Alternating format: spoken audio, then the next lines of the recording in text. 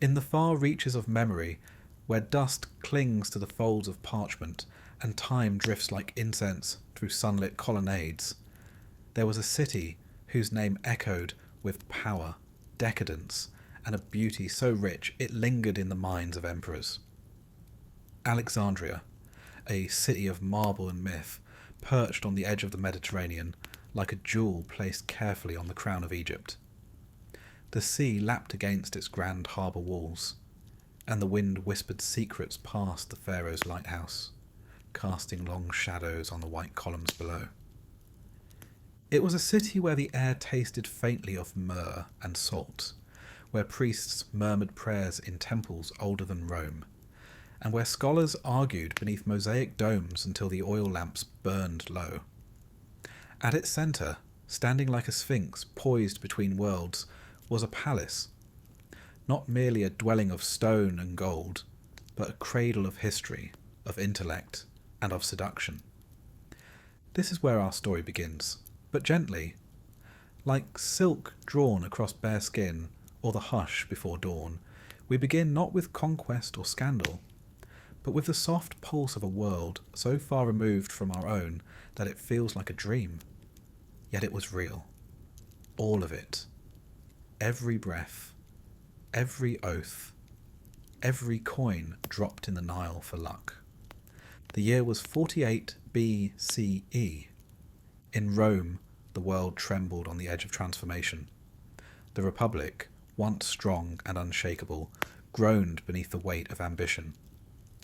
Julius Caesar, general, statesman, and strategist of almost mythic renown, had just crossed the Rubicon, committing a treasonous act in defence of what he claimed was justice. He marched on Rome not with regret, but with certainty. Certainty that power, once glimpsed, could not be relinquished. But across the sea, in Egypt, another force stirred. Her name was Cleopatra. Not yet the legend carved into marble, or whispered through centuries. No, at this point in time, she was young, exiled, and patient. Cleopatra the Seventh Philopator. A woman born into a dynasty, famous for both brilliance and bloodshed, ruling a land older than any empire Rome had dared to dream of. Her intellect shimmered like the river at sunrise. Her voice could twist like the reeds in the delta wind. Soft, then sharp, then sweet again. She was fluent in 9 languages, a rarity even among kings. And though she was not yet seated on Egypt's throne, she understood better than anyone that power could be worn like perfume. Subtle, disarming, inescapable. But we mustn't hurry. This is not a tale of urgency. It is a slow walk through sun-drenched corridors and beneath canopies of fig trees. It is the sound of sandals across alabaster tiles, the quiet trickle of water in stone fountains, the rustle of papyrus scrolls being unfurled by moonlight. In these early days, Cleopatra was not alone in her exile.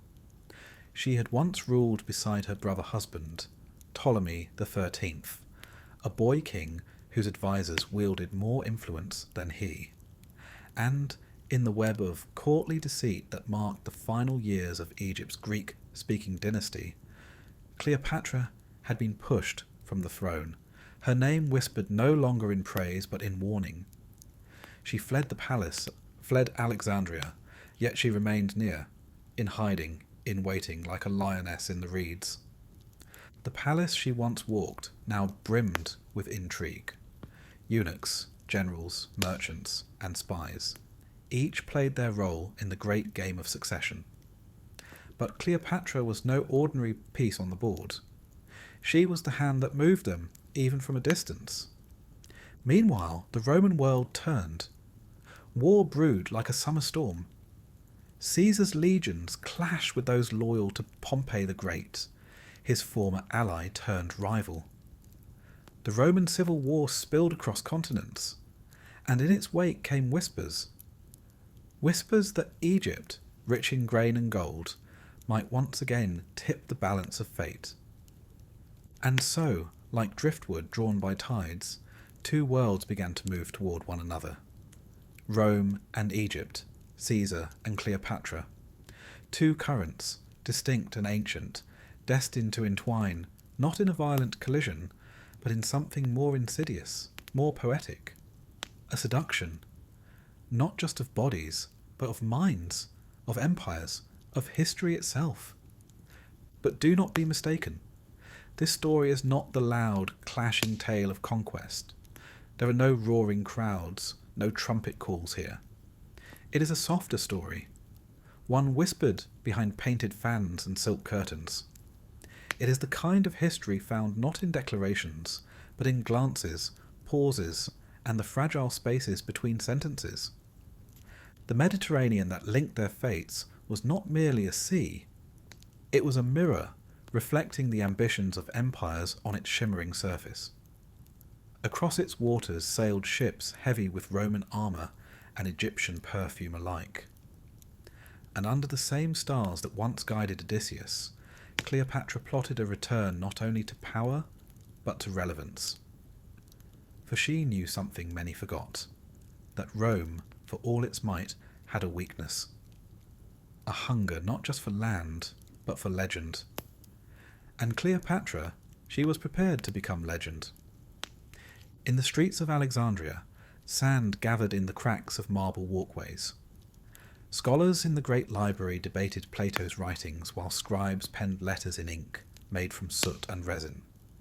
The scent of cinnamon and cardamom drifted from the stalls of the marketplace, where Nubian traders and Greek merchants haggled over prices as cats wove lazily between baskets of fish.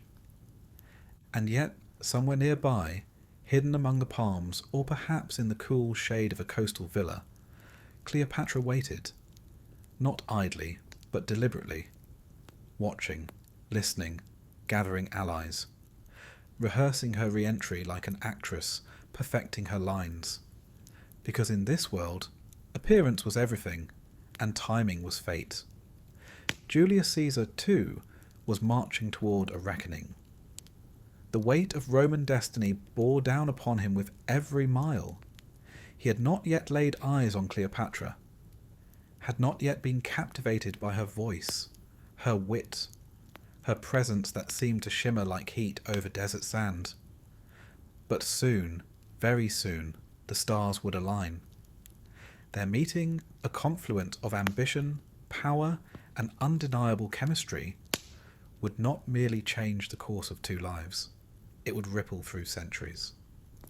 But before we arrive there, before the barge, draped in purple sails, glides into harbour, before the veils are drawn back and eyes lock, we remain here in this delicate hush. The world is still turning, yes, but for now, it turns slowly. Let us rest in this moment. Let the air of Alexandria settle around us like dust on parchment. Let the hum of the city lull us, and the slow tide of history carry us further, deeper. The tale has only just begun, and somewhere in the distance, beyond the reeds, beyond the politics and poetry, Cleopatra smiles. As the late afternoon sun dipped beneath the skyline of Alexandria, the entire city took on the glow of honeyed amber.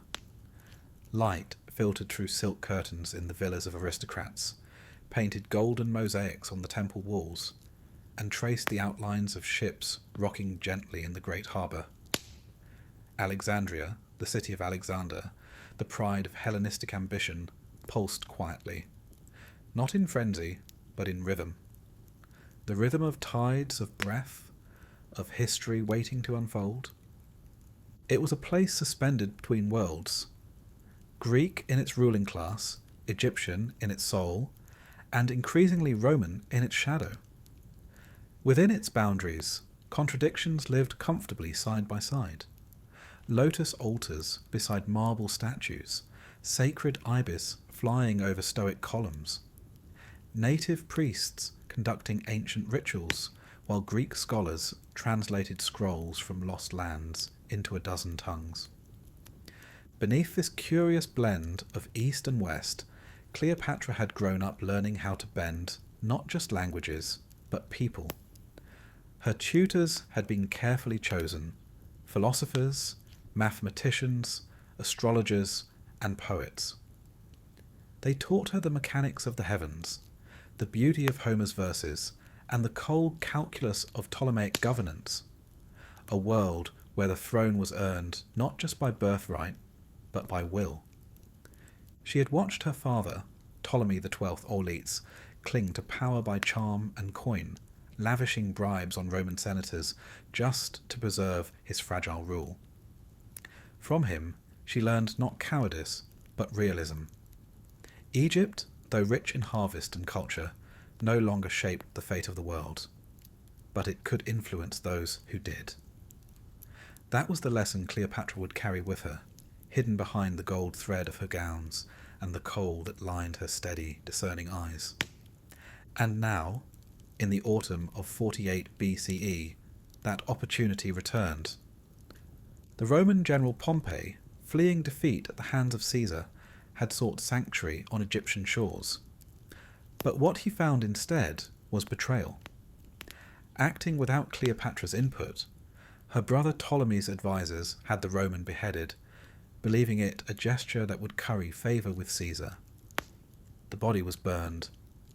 The head, grotesquely preserved in a jar of honey and presented to the arriving Caesar as tribute. But Julius Caesar was not a man so easily impressed. He had known Pompey, fought beside him, shared victories with him, and eventually warred against him. And though they had become enemies, there remained between them the solemn bond of past brotherhood. Caesar, receiving the head with grim silence, was not pleased. Instead of gratitude, the Egyptian court was met with a cold, imperial gaze, a look that would change everything. For Cleopatra, this was the moment. She knew she could not walk openly back into the palace. Not yet. Alexandria was divided. Her name, though noble, sparked suspicion. And yet, with Caesar now in the city, a new path opened, one that did not require armies, only presence. Carefully cultivated presence.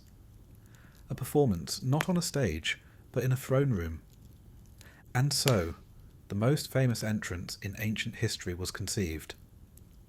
How exactly Cleopatra arrived before Caesar has been told and retold through centuries, embroidered with silkier threads each time. Some say she came in disguise, dressed as a humble servant, and walked unnoticed through the palace gates. Others, and this is the more enduring tale, say she had herself wrapped in linen, like a gift, and smuggled into Caesar's quarters, rolled tightly inside a Persian carpet. When unrolled before the astonished Roman, she rose, not with fear, but with poise, as though the act of emerging from a rug to meet a conqueror were nothing more than an afternoon appointment. Her hair glinted under torchlight. Her voice, when she spoke, was music and meaning braided together. She had come not to plead, but to partner. She spoke of Egypt, of its people, of its peril, and of what they could build together. Caesar listened. Perhaps he smiled. Perhaps he said nothing at all, letting silence do the work. But what is certain, even among scholars who strip myth from fact, is that this meeting changed the course of history. To understand why, one must understand Caesar himself. Born of a patrician Roman family, Julius Caesar was ambitious from the moment he could walk. Tall, sharp-eyed, and endlessly driven, he had risen through the ranks not by inheritance alone, but by strategy, military genius, political acumen, and an almost theatrical ability to command loyalty. He was charming but ruthless, learned but calculating. A man who could pen poetry and dictate laws in the same breath, who waged war in Gaul with relentless efficiency, and returned to Rome to host feasts that rivaled Olympus. But Caesar, for all his achievements, was weary. War had cost him friendships, alliances, and perhaps parts of himself. He sought not merely victory now, but vision, something to give weight to the throne he inevitably approached. And Cleopatra, radiant in intellect and rooted in ancient divinity, offered just that. She was not merely a queen, she was the incarnation of Isis, a living deity in the eyes of her people. Her rule was not just sanctioned by noble blood, but by cosmic design. Egypt did not elect rulers, it birthed them into a lineage as old as time. In Cleopatra, Caesar saw not a mistress, not a novelty, but a mirror. Another who had stared into the abyss of collapse and chosen instead to create. But for now, all of this remained unsaid. Their first meeting was not loud. It was, in all likelihood, quiet. The rustle of linen, the flicker of firelight on polished stone, the low murmur of foreign tongues exchanging ideas. Outside, Alexandria held its breath. The palace walls, worn smooth by centuries of footsteps, bore silent witness to the shift. Servants whispered, advisors fretted. Spies whose allegiance changed like desert winds scribbled hasty notes. And in the night air, thick with the scent of oleander and distant incense, the world tilted ever so slightly. In the days that followed, Cleopatra and Caesar would dine together, walk through the royal gardens, speak beneath colonnades framed by flowering vines. They would talk of governance, of empire, of legacy, of Rome and Egypt, and what it meant to hold the fates of millions in one's hands. But all of that still lay ahead. For now, the palace slept, and in its heart, two of the most powerful minds in human history met not as gods but as people, curious, cunning, and perhaps, in some quiet way, lonely. History often marks its turning points with blood or fire, but just as often they begin with a whisper. This, then, is our setting. A queen returned from exile, a general worn from war, a city poised between past and future, and a story that would not only shape the ancient world, but be retold until the stars themselves forgot how it truly began. Let us rest here for a while longer, in this fragile stillness. Let the waters of the Nile ripple gently in the distance. Let the moon cast silver upon Cleopatra's brow. Let the story unfurl, slowly, softly, just as she did, once, from that fabled carpet. The Nile did not rush, it glided. Each year its floodwaters rose with a divine regularity that had shaped Egyptian civilization for over 3,000 years. Crops grew in the silt-rich soil it left behind, cities thrived at its edge, and temples mirrored the sky above it. To the Egyptians, the Nile was not simply a river. It was a god, patient, cyclical, sustaining. The land was its body, the delta its mouth, the people its breath. It is within this slow, steady pulse of time that Cleopatra's Egypt still lived, even as the world around it changed with unsettling speed. By the 1st century BCE, Egypt was no longer the unshakable power it had once been. The grandeur of the old, middle and new kingdoms, the age of pharaohs commanding pyramid builders and theocratic armies, had long passed. The Persians had come, then the Macedonians under Alexander the Great, whose whirlwind conquests reshaped the known world. When Alexander died young, his empire was split among his generals, and Egypt fell to one of the most ambitious, Ptolemy I Soter. Thus began the Ptolemaic dynasty, a Hellenistic rule over a deeply Egyptian land, one that would last nearly 3 centuries, culminating in Cleopatra VII. The Ptolemies were a curious blend of cultures, Greek in speech, philosophy, and politics, Egyptian in ceremony, architecture, and gods. They ruled from Alexandria, not from ancient Thebes or Memphis. They crowned themselves pharaohs, but imported statues from Athens. They studied Aristotle and revered Isis, and, perhaps most notably, they made a habit of marrying their own kin, brother to sister, uncle to niece, in an attempt to preserve the purity of their royal bloodline. Love was not a consideration, power was. Cleopatra was the last in this strange, brilliant, and often bloody line. She was born in 69 BCE into a palace that overlooked both the shining Mediterranean and the slow pulse of the Nile's canals. From birth, she would have heard languages shift in the hallways: Greek, Egyptian, Latin, Aramaic. She would have seen mosaics of Alexander and busts of Plato alongside hieroglyphs praising Ra and Osiris. Her Egypt was not a land of unified identity, but one of careful balance, a kingdom kept afloat by tradition, diplomacy, and above all, gold. For centuries, Egypt had been Rome's silent partner. The Republic, increasingly dominant across the Mediterranean, had come to rely on Egyptian grain to feed its growing population.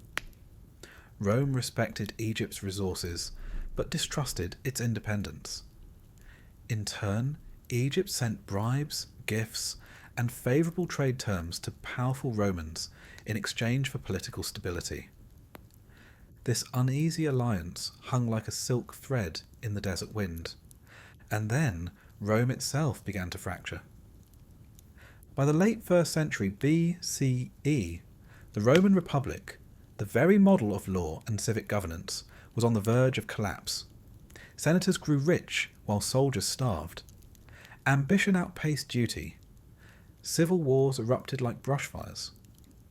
At the centre of this chaos stood three men: Julius Caesar, Pompey the Great, and Marcus Licinius Crassus. Together they formed what history now calls the First Triumvirate, an unofficial power-sharing agreement meant to bypass the bickering of the Senate and secure their control over Rome's future. But power is a hungry companion. Crassus died in a botched campaign in Parthia, and the alliance between Caesar and Pompey unravelled with it. Civil war followed, dragging the Roman world into a long, brutal conflict. Caesar marched on Rome. Pompey fled. The Senate flailed. Old loyalties were discarded like spent arrows. And in Egypt, the Ptolemies watched. Cleopatra, though still young, understood what this moment meant. Rome, distracted by its own unravelling, could either threaten Egypt or forget it entirely. Both were dangerous. Worse, her own throne was unsteady. She had been crowned co-ruler alongside her younger brother Ptolemy, the 13th, but their union quickly devolved into factional conflict. Advisors to the boy king, greedy and fearful of Cleopatra's intellect, conspired to exile her. She fled the capital, but not far. She had no intention of remaining forgotten. Her retreat from power was not a surrender. It was a recalibration. Meanwhile, Alexandria itself remained a jewel of the ancient world, a city like no other. Founded by Alexander the Great and designed by the architect Dinocrates, Alexandria was a marvel of urban planning and cosmopolitan vision. It boasted the Great Library, a repository of knowledge so vast and precious that even in modern times it is mourned as one of history's greatest losses. It housed the Mausoleum, where scholars debated science and philosophy beneath domed ceilings. Its lighthouse, the Pharos of Alexandria, stood as one of the 7 wonders of the world, guiding ships safely into harbour with its polished bronze mirrors and roaring fires. Alexandria was a city where no two conversations sounded the same. Greeks, Egyptians, Jews, Nubians, Phoenicians, all mingled in the markets, the academies, the temples. Even as the Roman world burned, Alexandria remained aloof, elegant, and deeply aware of its importance. This blend of cultures was both Egypt's greatest strength and deepest vulnerability. For Cleopatra, this dual identity was personal. Unlike many of her Ptolemaic ancestors, she chose to learn the Egyptian language, a gesture both symbolic and practical. She styled herself as the new Isis, a living goddess, not just a foreign queen. She understood that to rule Egypt, one must speak to its heart, not just its elite. She prayed in Greek temples and native shrines alike. She wore Macedonian robes laced with lotus embroidery. She was a bridge between eras, the old pharaonic mystique and the sharp logic of Hellenistic statecraft. Yet even the most adaptive queen needed allies. With Pompey dead, Caesar in Alexandria, and her brother's court panicked by Roman disapproval, Cleopatra recognized the fragile, rare window that had opened. It was not just about reclaiming her throne. It was about redefining Egypt's future, one no longer clinging to past glory, but aligned with Rome's inevitable dominion. But that dominion, at this moment in history, was far from certain. Julius Caesar was powerful, yes, but embattled. His enemies were many. His victories, while impressive, had earned him more suspicion than support in the Roman Senate. He had crossed the Rubicon, an act of defiance that would haunt him even as it crowned him. In Egypt, he found both a refuge and a crucible. The death of Pompey had complicated his position. The chaos of the Egyptian court, with its infighting, betrayals, and rival claimants, presented a political mess. But Caesar, ever the strategist, did not retreat. Instead, he stayed. He would arbitrate. He would decide which sibling ruled Egypt. And in doing so, he would anchor Roman influence in this ancient land. It was the kind of gamble Cleopatra had prepared for her entire life. And it was not merely a matter of charm or beauty, as legend so often claims. It was about intellect, vision, and control. Cleopatra knew her kingdom, its people, its rituals, its vulnerabilities. She also understood Caesar, his hunger for legacy, his need for stability, his fascination with the exotic and the brilliant. Their meeting was not the collision of romance. It was the alignment of calculations, the crossing of two tides drawn by ambition and necessity. Now, as Alexandria braced for Caesar's intervention and Cleopatra readied her re-entry into the palace, the broader world trembled. To the north, Gaul had been conquered, but not tamed. In the east, Parthia lurked as an ever-present reminder of Rome's limitations. The Senate, still smouldering with resentment, debated Caesar's future in his absence. And in the shadows of the empire, men who once called him friend plotted quietly. But in Egypt, under the desert stars and along the moonlit Nile, another narrative was forming. Slower, more intimate, but no less potent. Rome had swords. Egypt had silence. Rome ruled by decree. Egypt ruled by mystique. And at the centre of this balance, delicate as a glass vial of lotus oil, stood Cleopatra. She was not yet a legend, not yet the lover of emperors or the mother of dynasties, but she was close, so very close. The Nile's waters had begun to lower. As the inundation season passed, farmers tilled the dark, fertile soil, the gift of the gods, they believed, for it renewed the land each year. Life followed the rhythm of the river, planting during the cool winter months, harvesting before the scorching breath of summer, and always watching the horizon for signs of either blessing or catastrophe.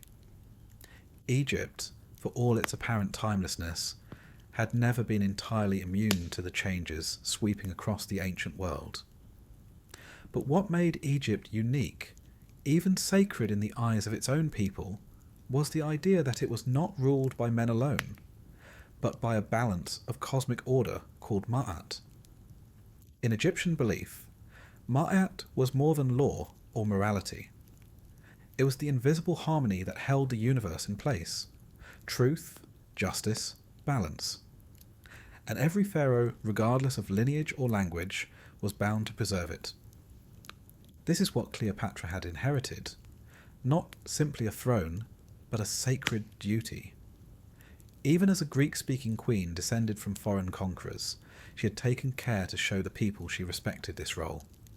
She commissioned temples, dressed in traditional robes for certain ceremonies, and took part in rituals performed in ancient Egyptian, a language none of her predecessors had bothered to learn. That choice was not cosmetic, it was political. Cleopatra understood that power, to endure, must feel eternal. And yet, outside of Egypt's borders, time moved differently, faster, more brutal, more transactional. Rome was not interested in eternity. It was interested in leverage, in territory, in tribute. While Egypt measured time by the stars and the annual swell of the Nile, Rome marked time by battles won, oaths broken, and enemies silenced. Rome, for all its grandeur, had no gods of the river, no afterlife filled with feather-weighing scales. It had senators, generals, tribunes, and an ever-growing appetite for domination. Still, there were echoes between the two worlds. Both believed in omens, both trusted in oracles, both held their dead with reverence and built monuments to the sky, and both were, in their own way, reaching the edge of something. A change neither entirely understood, but both could feel. In this twilight between old empires and new orders, Alexandria remained a kind of sanctuary, fragile, glittering, complex. Its streets were laid out in a Greek grid, but its corners hummed with Egyptian prayers. Its scholars quoted Aristotle and annotated scrolls in Coptic. Its harbour was filled with galleys from Rhodes, Tyre, Cyprus, and Carthage. And above all, its palace, that gleaming white marble fortress set beside the sea, was a place where secrets flowed as freely as wine. The palace itself was enormous, sprawling over a promontory that jutted out into the Mediterranean like a white finger pointing toward Rome. It was not a single building, but a compound of villas, temples, libraries, gardens, and audience halls. There were courtyards shaded by sycamore and tamarisk trees, colonnades lined with alabaster busts, and private pools where lotus flowers opened each morning to the sun. Beneath its grandeur, however, the palace was a cage. A beautiful one, perhaps, but no less dangerous. It was a place where brothers plotted against sisters, and tutors doubled as spies. Where every servant had a master, and every master had an enemy. Ptolemy XIII, Cleopatra's younger brother and nominal co-ruler, was only 13 when their father died. The boy had been placed under the guardianship of the royal court, meaning in truth that his decisions were made for him by a tight circle of advisors and generals who feared Cleopatra's independence. They saw in her not only intelligence, but intent, and that made her a threat. So she was driven out. Not in a blaze of violence, but in a slow, deliberate erosion of power. Orders were passed without her signature. Coins were minted with her brother's face alone. Her name was omitted from public declarations. Eventually, she found herself unwelcome at court and forced to flee. First to Thebes, then to the eastern desert, then to the edge of Syria, where she gathered a small but loyal force and waited. But Cleopatra was never idle in exile. She studied her opponents. She wrote letters. She sent gifts to regional governors and held secret meetings under moonlight. She knew Egypt's political machine intimately, the alliances of priests, the economic importance of grain taxes, the role of regional nobility, and she waited for the moment when the balance would shift. When Pompey the Great fled to Egypt after his defeat at Pharsalus, she saw that moment approaching. The Romans had brought with them many things: roads, aqueducts, architecture, law, but most of all they brought instability. As their republic grew, so did the cracks in its foundation. Each new province conquered added not only wealth, but complexity. Generals returned to Rome with armies loyal not to the Senate, but to themselves. Political factions rose and fell like tides. Corruption flourished, and populist leaders gained strength by appealing to the masses rather than the ruling elite. Julius Caesar was the embodiment of this shift. Born into the patrician Julian family, but lacking great wealth, Caesar climbed the ranks through brilliance, boldness, and ruthless charm. He was as comfortable composing Latin verse as he was commanding legions across the Alps. And when he crossed the Rubicon River with his troops, an act forbidden by Roman law, he effectively declared war on the Republic itself. Yet in Caesar's mind, he was not dismantling Rome, he was saving it. That is perhaps what drew Cleopatra to him most, the sense that he was not merely ambitious, but visionary. He was reshaping the world to reflect a new kind of order, one that perhaps had room for a queen who also defied expectations. But before alliances could be formed, before carpets could be unrolled, or eyes locked across marbled rooms, Caesar needed to understand Egypt, not just its politics, but its importance. To the Romans, Egypt was not only exotic, it was essential. Egypt supplied Rome with grain. Its fields, nourished by the Nile's miraculous predictability, produced harvests that could feed millions. Without Egyptian grain, Roman citizens, especially the poor, risked starvation. The Roman elite knew this. Caesar knew this. Control over Egypt was not just about Cleopatra's throne, it was about Rome's stomach. And no general, no matter how noble his rhetoric, could afford to ignore that fact. Yet Egypt was not an easy land to control. Its people had deep roots. Their traditions were older than the Latin language itself. They worshipped differently. They governed differently. Even their art moved to rhythms unfamiliar to Roman eyes. The gods of Egypt were not mere statues, but living beings. Isis, Osiris, Horus. They were not metaphors. They walked beside the people in every ritual, every flood, every offering of bread or oil. Even in a world increasingly touched by Greek logic and Roman law, Egypt remained spiritual, grounded not in debate, but in devotion. To rule Egypt, then, was not to conquer it. It was to join it, or risk being rejected by it. Cleopatra understood this nuance, and she saw in Caesar a man who, though shaped by the sword, was not blind to the power of symbols.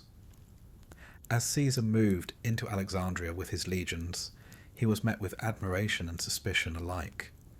He did not bring overwhelming numbers. He could not spare them while war still burned in the West. But he brought something perhaps more potent: authority, Roman authority. His arrival sent tremors through the royal court. Ptolemy, the 13th's advisors, panicked. Their decision to murder Pompey had not won Caesar's approval. It had earned his cold disdain. Their grasp on power, once assured, now trembled.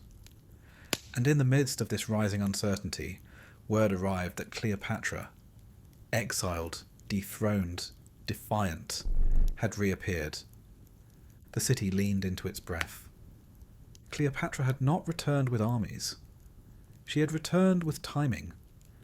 And as the harbour's waves lapped gently against the palace docks, and as Roman banners fluttered beside Egyptian palm fronds, history stood poised on a very quiet edge. It would not be war that decided Egypt's future.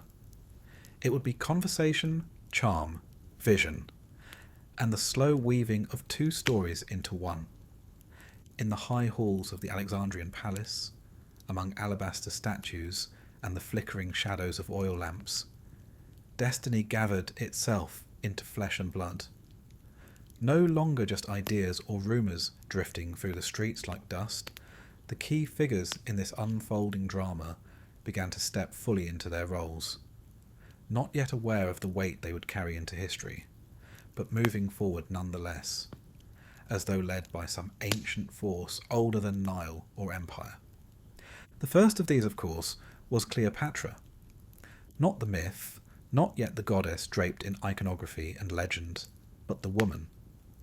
Cleopatra VII Philopator, daughter of Ptolemy XII, and the last of her line with a will sharp enough to carve a legacy from the ruins of decadence. She was, by this point, in her early 20s, though youth in her case was not a weakness, it was a weapon. Her mind had matured in the courts of scholars and the shadows of betrayal. She had watched older men underestimate her, and she had smiled when they did. Cleopatra did not need to roar. She knew the power of silence, of calculated expression, of walking slowly when others rushed. Descriptions of her appearance are varied. Ancient sources conflict, tangled as they are in agendas and imagination. Some Roman writers, suspicious of her influence, described her as plain, even underwhelming.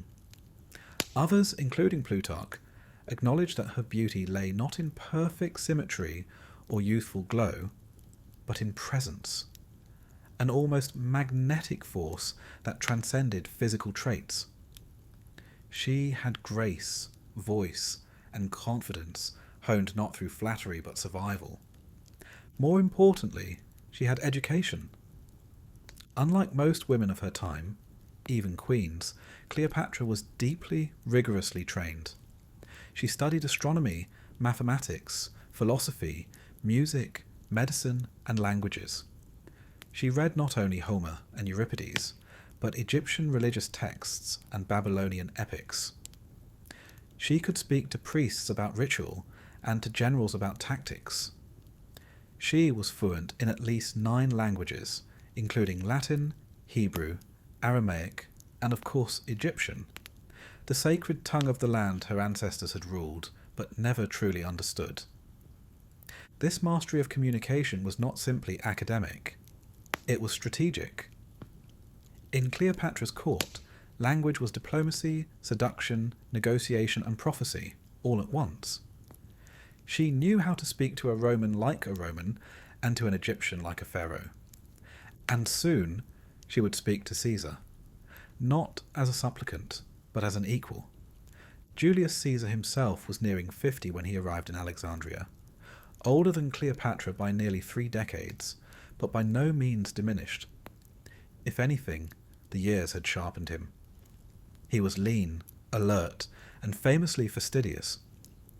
He wore his cloak with calculated looseness, arranged his hair with care, and understood the effect of posture on perception. He wrote with elegance and fought with precision. He was not a man who needed to shout. His silence alone could unsettle entire rooms. Born to a patrician family, the Julii, Caesar had not inherited great wealth. His path to power had been paved with debt, risk, and brilliance. He rose through the cursus honorum, Rome's ladder of political office, mastering not only the law, but the art of spectacle. He gave lavish games, courted popular support, and wrote dispatches from his military campaigns with such flair that they became literary staples. But Caesar was more than showman. He was soldier, strategist, and reformer. His conquest of Gaul, a decade-long campaign of staggering ambition, had brought him glory and infamy. His decision to cross the Rubicon River with his army in 49 BCE, defying the Senate's authority, triggered civil war, and made him both saviour and threat to the Republic. By the time he entered Alexandria, he was a man walking a knife's edge, adored by his legions, feared by Rome's aristocracy, and increasingly convinced that the world needed not many leaders, but one. In Cleopatra, he saw not just exotic charm, but potential. Someone who could understand the subtleties of governance, who wielded soft power with expert fingers. who shared his belief in legacy over law. Their meeting would be historic, but it would also be personal. Two minds, equally alert, equally aware of the stakes, drawn not by whim, but by recognition. But they were not the only players in the palace. Ptolemy XIII, Cleopatra's younger brother and co-ruler, stood in sharp contrast to both.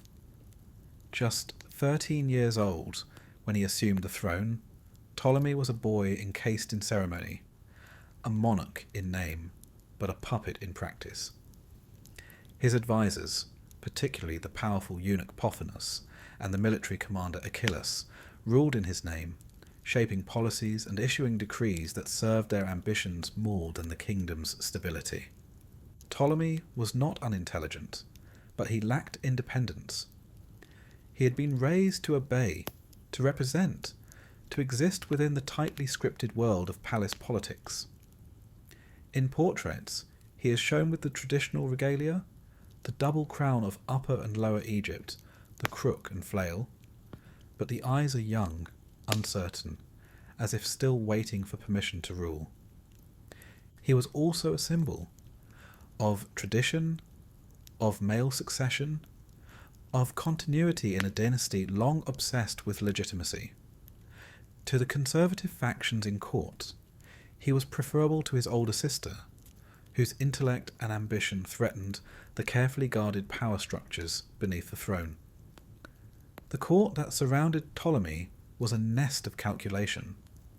Pothinus, his regent and tutor, was a master manipulator, subtle in speech but ruthless in action. It was he who had likely orchestrated the murder of Pompey, believing that Caesar would reward swift allegiance. His miscalculation would prove fatal, but not immediately. Achillas, commander of the army, was more blunt. A soldier's mind, hardened by war, suspicious of foreign influence. He distrusted Caesar, loathed Cleopatra, and viewed diplomacy as weakness. His role would soon grow more significant, as tensions between the Roman delegation and the Egyptian court deepened. Another figure, lurking in the periphery of this political stage, was Theodotus of Chios, a Greek rhetorician and advisor to Ptolemy. It was he, according to some sources, who proposed Pompey's murder, offering the infamous justification, "Dead men don't bite." His eloquence masked a calculating mind, and though he posed as an intellectual, his heart beat with survival instincts. And yet, not all within the court were loyal to Ptolemy's cause.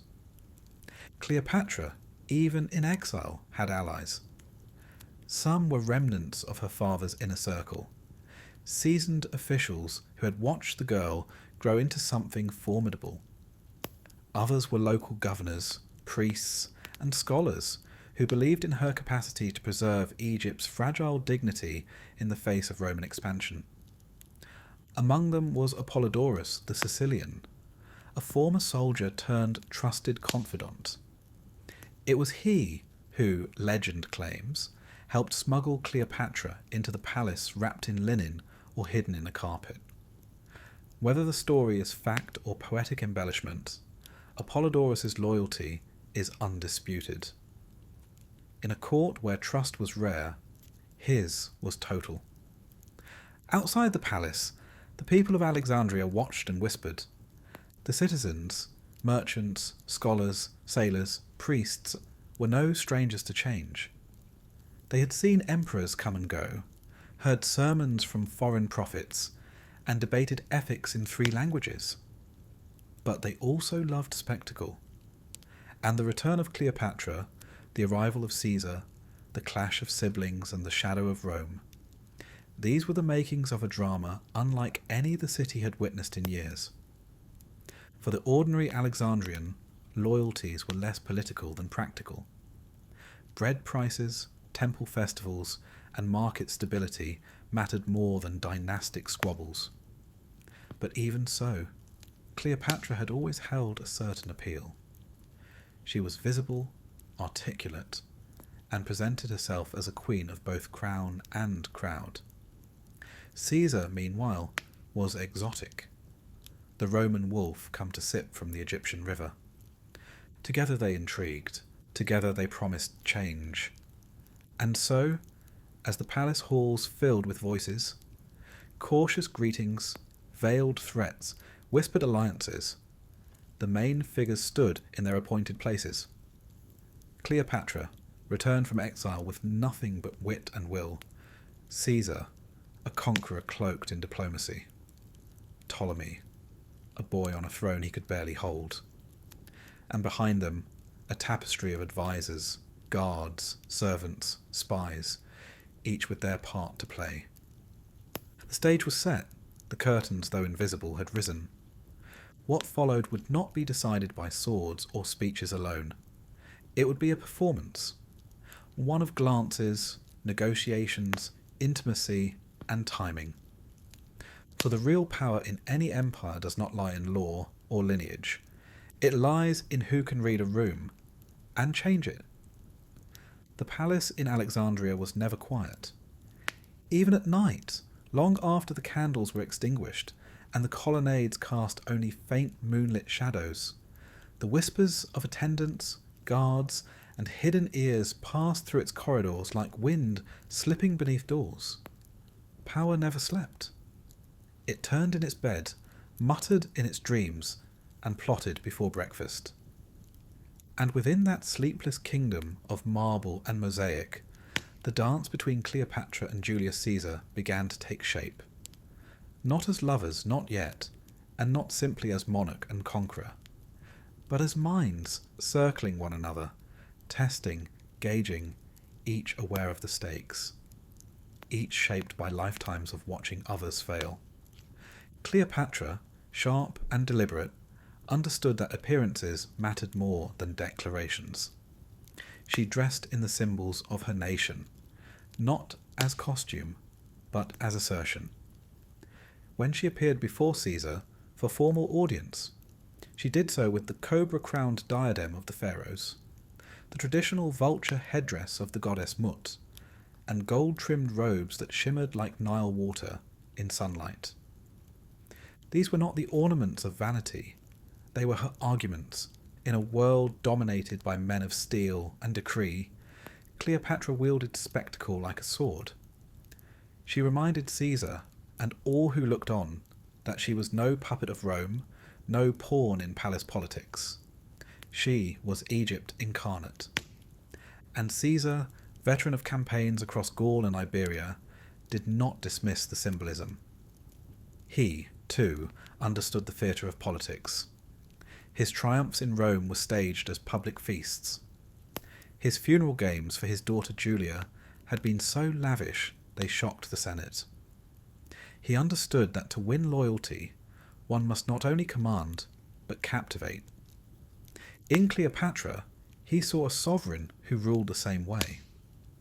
Their early interactions were not well documented in detail, not because they were unremarkable, but because they were private, controlled. Caesar's scribes recorded military victories with precision, but were more reserved when it came to courtship or diplomacy. What little we know comes through historians writing years or even centuries later, often with agendas of their own. Still, what is widely agreed upon is this: Caesar did not treat Cleopatra as a supplicant. He did not demand grovelling or homage. He listened. He weighed her words, and slowly he began to lean toward her cause. This was no small matter. At the time, Caesar's position in Alexandria was precarious. He had brought only a modest force with him, perhaps 2 legions, which were sufficient for honour, but not for conquest. The Egyptian army under Achilles remained powerful, and resentment toward Roman interference simmered just beneath the surface of courtly manners. When Caesar announced that he would act as arbiter between Cleopatra and her brother, insisting that the terms of their father's will be upheld, a will that named both siblings as co-rulers, it was seen by many as a foreign imposition. Ptolemy XIII's court erupted in outrage. Achilles, always eager for action, began mobilizing troops. Pothinus whispered of betrayal and Roman arrogance. Theodotus, ever the rhetorician, began drafting speeches of resistance. To them, Caesar's presence was no longer diplomatic. It was colonial. And Cleopatra, in aligning with him, became a traitor to Egyptian independence. But Cleopatra was undeterred. She knew the storm was coming. She could hear it in the scuff of sandals in the marble hallways, in the absence of familiar faces, in the way food tasted slightly different, as though the palace kitchens had changed hands. Her brother's faction was preparing something, and Caesar's soldiers, though disciplined, could not hold the city if open war broke out. Yet she also knew Caesar. She knew his pride, his calculation, his belief that order could be imposed on even the most chaotic of circumstances. And so she stayed close, not cloying, not possessive, but present. She became part of his day, part of his thoughts. A quiet voice over morning wine, a presence on the balcony at sunset. Together they began drafting plans, not only for the immediate crisis, but for a vision beyond it. Caesar saw in Cleopatra a chance to stabilize Egypt under a competent ally, ensuring Rome's access to grain and influence. Cleopatra saw in Caesar a ladder, a way back to uncontested rule, and the legitimacy she needed to command loyalty at home and respect abroad. And yet, as always, this story was not just about politics. It was also about personality, the chemistry between two extraordinary individuals, forged not in lust, but in mutual fascination. Caesar had known many women. He had married several, had affairs with others, and was often mocked in the Senate for his dalliances. But Cleopatra was not like them. She did not chase, nor did she flatter. She debated, she proposed, she argued with the cadence of a philosopher and the confidence of a queen. She could speak of Plato and grain taxes in the same breath. And she had seen death, political death, exile, betrayal. She was not charmed by Caesar's fame. She was curious about his vision. For his part, Caesar had met few who could speak with him without trembling or posturing. He admired strength, not brute force, but the kind that wore a calm face in the midst of fire. Cleopatra possessed that. Her palace might have been full of Roman soldiers and hostile glances, but she walked its corridors with composure. She met Caesar's gaze without flinching, and when she disagreed, she did so with the elegance of a ruler who knew she didn't need to raise her voice to be heard. Beyond the central pair, others in the palace were taking shape as well. One such figure was Arsinoe IV, Cleopatra's younger sister. Barely in her teens, Arsinoe had watched the chaos unfold from the edges of court life. But as tensions grew, she stepped forward. Encouraged by the anti-Cleopatra faction, she began to see herself as an alternative, a rival claimant to the throne. Though young, Arsinoe was not naive. She saw how Cleopatra had manoeuvred herself back into the palace, and she understood that Rome's favour was both blessing and curse. She knew, too, that her survival depended on action. Eventually, she would escape the palace, join Achilles, and declare herself queen. But that moment had not yet come. For now, she watched, listened, and waited. Meanwhile, the people of Alexandria, ever resilient, continued their lives as best they could. Vendors still shouted in the markets. Scholars still copied scrolls in the Museion. Priests lit incense at dawn. But unease ran beneath the surface. Roman patrols stood on corners. Egyptian soldiers drilled in the courtyards. Rumours flickered like torches through alleyways. To many, Cleopatra's return was both exciting and dangerous. Her alliance with Caesar promised stability, but threatened sovereignty. Some saw her as a saviour, others as a collaborator. But all agreed on one thing: something was coming. And then, without formal announcement, Caesar took a decisive step. He summoned both Cleopatra and Ptolemy XIII to appear before him for formal arbitration. The boy king arrived in full regalia, eyes narrowed, shoulders back, trying to seem larger than his frame allowed. Cleopatra arrived without fanfare, but with presence, standing tall in her gold and linen, her eyes calm, her tone measured. Caesar listened to their claims. He referenced the will of their father, the document left in Rome for safekeeping, naming the siblings as joint rulers. He spoke of Roman interest in Egyptian stability. He avoided rhetoric and focused on outcomes. But as the session concluded, Ptolemy saw the truth in Caesar's posture. The general had already chosen his side, and in that realization the mask of royal decorum cracked. Ptolemy fled the palace in anger, running through the streets of Alexandria in tears. Not just a tantrum, but a declaration. Within days he would take up arms. The siege would begin. The war for Alexandria would ignite. But for now, for a brief and haunting moment, the figures stood in place: Cleopatra, Caesar, Ptolemy, Arsinoe, and the courtiers who served them, each aware that history was watching. They had stepped onto the stage, and soon the curtains would fall. The marble floors of the Alexandrian palace were growing colder. It was not the season. Egypt in late autumn still held the warmth of the sun in its courtyards and corridors. But something had shifted in the air. A quiet tension like the subtle static before a thunderstorm. The courtiers felt it in their footsteps, the scribes in their silence. Even the cats, who had always prowled the halls like small deities, seemed to linger longer in corners watching. Caesar's presence had changed the rhythm of the palace. He was not a man accustomed to stillness. He rose early, as he always had, even when surrounded by foreign stone and servants who did not speak Latin. He ate little, drank sparingly, and held his meetings while pacing. His officers, loyal and efficient, had turned a corner of the palace into a Roman camp in miniature. Scrolls, messengers, standards with golden eagles, and lists of supplies. There was always parchment in his hand, always a plan forming. Cleopatra, by contrast, moved with measured grace. She allowed the hours to unfold.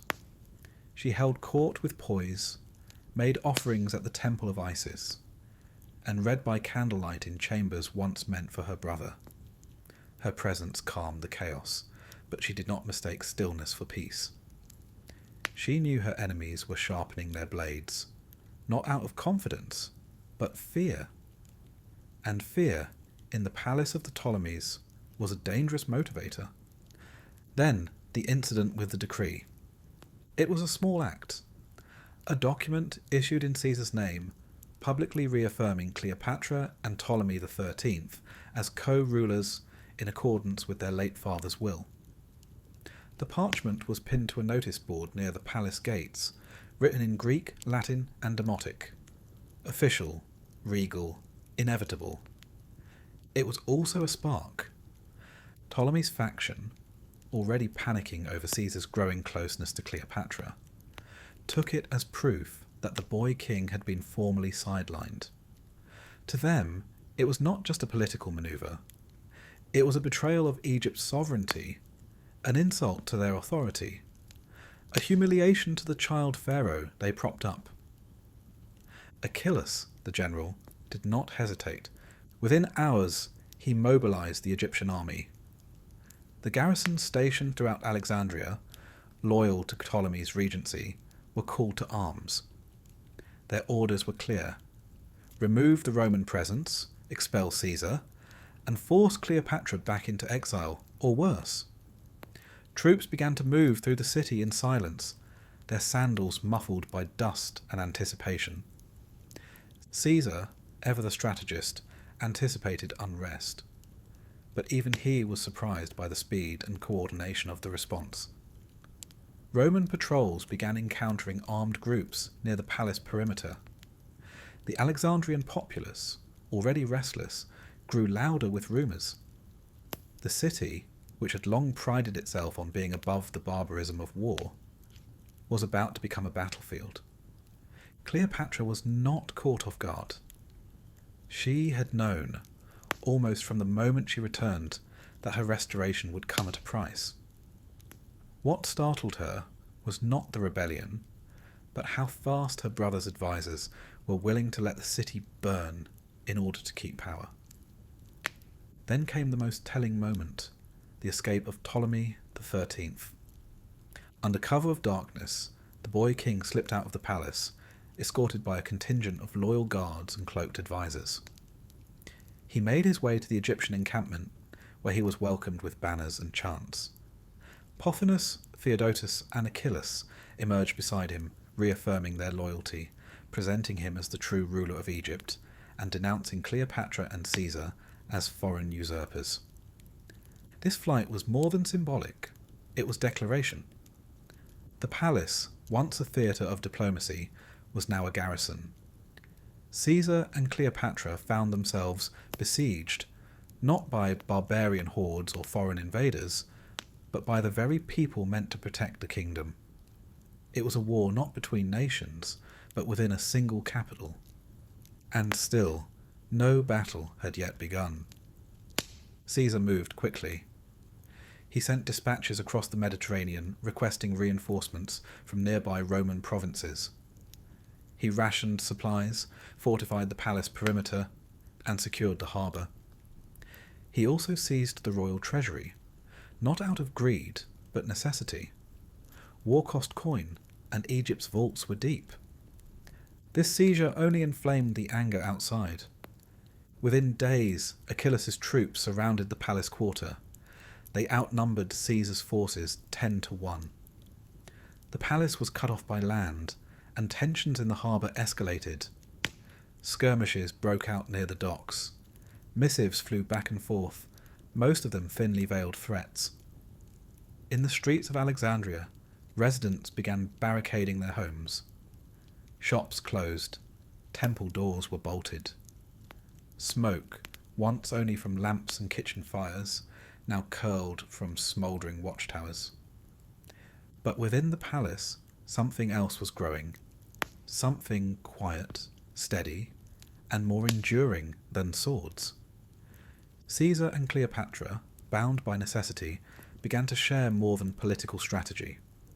Their evenings, long, uncertain, sometimes punctuated by news of skirmishes, became moments of strange intimacy. They spoke of Rome and Egypt, yes, but also of stars, philosophy, ancestry. Cleopatra shared the legend of Osiris, of the goddess Isis's tears flooding the Nile. Caesar, in turn, spoke of the founding of Rome, of Romulus and Remus and the she-wolf who suckled them. These were not the tales of conquest. They were myths of origin, of belief, of nations searching for permanence. It was in these exchanges, more than declarations or decrees, that their alliance deepened. Not just political, but human. Not romantic in the fevered sense so often projected by later poets and painters, but romantic in the older, truer way. Two sovereigns seeing in each other a kindred will, a shared understanding of power not as possession, but responsibility. Still, the siege tightened. Achilles' forces controlled much of Alexandria. The docks became battlegrounds. Caesar's men, though disciplined, were strained. Cleopatra's loyalists remained few in number. The palace itself, massive though it was, became a kind of cage, albeit gilded. Food was rationed. Tension hummed in every hallway. Windows were shuttered not for heat, but for protection. And then, amid this slow suffocation, came one of the siege's most consequential decisions, the burning of the Alexandrian fleet. To prevent Egyptian forces from taking control of the harbour and using the royal ships to launch attacks on the palace or intercept reinforcements, Caesar ordered the fleet stationed nearby to be set ablaze. The fire did more than destroy the enemy's ships. It spread. The flames leapt from docked vessels to nearby warehouses and from warehouses to adjacent structures. Before it could be contained, a portion of the great library of Alexandria, that sacred house of scrolls, of knowledge, of civilization's memory, caught fire. The full extent of the damage remains debated by historians, but even conservative accounts agree. Hundreds, perhaps thousands, of irreplaceable works were lost. To the citizens of Alexandria, this was not just a tragedy, it was a wound. The library had been a symbol of their city's soul, a place where the collected wisdom of Greece, Egypt, Persia, and India coexisted. Its destruction, however partial, was felt like the breaking of a spine.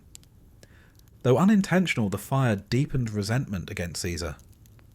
His name, once uttered with curiosity, now burned like the embers in the harbour.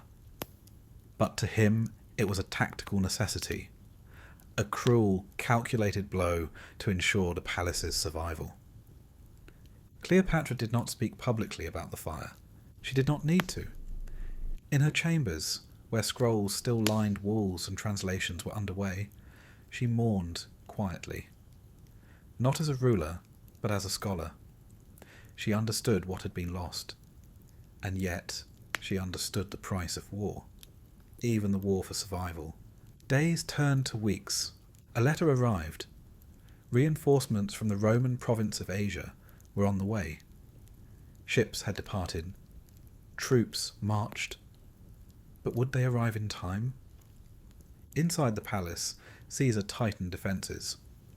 Outside, Achilles prepared for final assault. And in the centre of this tightening spiral stood Cleopatra, unmoved in posture, unwavering in purpose. The woman who had returned to Alexandria in secret now stood at its heart, visible to all, unafraid. The early events of the siege, the decree, the flight of Ptolemy, the fires, had set into motion more than conflict. They had clarified roles. There would be no more compromise, not in thrones, not in treaties. The stage was no longer for negotiation, it was for resolution. But resolution, in the world of monarchs and generals, never comes quickly. It simmers. It waits for the right flame. And as winter drew near, the wind shifting over the Mediterranean, that flame had begun to flicker. Outside the palace walls, Alexandria groaned beneath the weight of its own contradictions. It was a city forged from ambition, a product of Alexander the Great's vision, and the Ptolemaic dynasty's meticulous, often ruthless preservation of control. Yet now it found itself paralysed by civil fracture. Egyptian fought Egyptian in alleyways shadowed by Greek colonnades, and Roman soldiers stood like ghosts amid the chaos, foreign and watchful, their intentions unclear to the common man. The siege was not constant, but it was unrelenting. There were no great battles, no pitched confrontations beneath banners. Instead, the conflict bled slowly into every part of the city. Barricades appeared on corners. Wells were sabotaged. At night, torches flickered where there should have been silence. Sounds travelled differently now. The dull rhythm of hammers reinforcing barricades, the distant clatter of swords sharpening, the occasional scream swallowed quickly by stone. In the palace, Julius Caesar remained composed. It was the kind of adversity he understood best. Pressure from without, uncertainty within. A crisis measured not by hours but by decisions. He kept the palace in working order. His men took shifts, guarding the gates, rationing grain and water. He sent scouts through narrow aqueducts to chart potential escape routes. He studied Alexandria's streets as he once studied Gaul's forests. It was all terrain, all strategy. Yet there were things even Caesar could not calculate. The city was restless. His supply lines, once secure, had been cut. Reinforcements promised from Rome and allied provinces had not yet arrived. Achillas had fortified the eastern half of the city, controlled access to food markets, and persuaded many local militias to turn against the Roman presence. And then there was Arsinoe. Cleopatra's younger sister had escaped the palace with the aid of several sympathetic guards. At first, Caesar dismissed her departure as insignificant. A child, a pawn. But Arsinoe quickly proved otherwise. Once among Ptolemy's forces, she positioned herself as a symbol, not merely another royal sibling, but a potential queen in her own right. Discontented soldiers and scheming advisers saw in her a new hope, untainted by Roman association. Young, untested, and yet fiercely defiant, Arsinoe allowed herself to be declared Queen of Egypt by Achillas' forces, forming an impromptu rebellion within a rebellion. Her first act was brutal. With guidance from her new advisers, especially Ganymedes, a former palace eunuch with military instincts and deep resentment towards Caesar, Arsinoe had Achillas executed. The general who had so swiftly encircled the palace was deemed untrustworthy or insufficiently loyal. His body was discarded in silence, and Ganymedes was elevated to command. In that moment the battle for Alexandria turned again. Ganymedes was not a general in the Roman sense. He was not trained in siege warfare, nor in legionary tactics. But he was cunning, innovative, and intimately familiar with the layout of the palace and the city's ancient understructures. He knew where water flowed beneath the streets, where stone gave way to sand, and how to move quietly through the oldest tunnels. Under his direction, the siege became more calculated, not loud, but surgical. He poisoned the aqueducts leading to the palace. The act was brilliant in its simplicity and devastating in its effect. One by one, Caesar's soldiers began falling ill. Water, the most basic of needs, became a weapon. Caesar responded swiftly. He had wells dug within the palace grounds, and he deployed small squads to secure fresh water from cisterns under heavy guard. But it was a sign that the enemy was not merely determined, it was creative, and it had nothing to lose. Cleopatra observed all of this with a quiet intensity. She didn't interfere in military decisions, nor did she appear at the battlements in royal display. Instead, she became something rarer, a constant presence in a place where presence itself became a statement. She spoke to the wounded. She consulted the household priests, ensuring the traditional offerings to Isis and Bastet continued, even amid siege.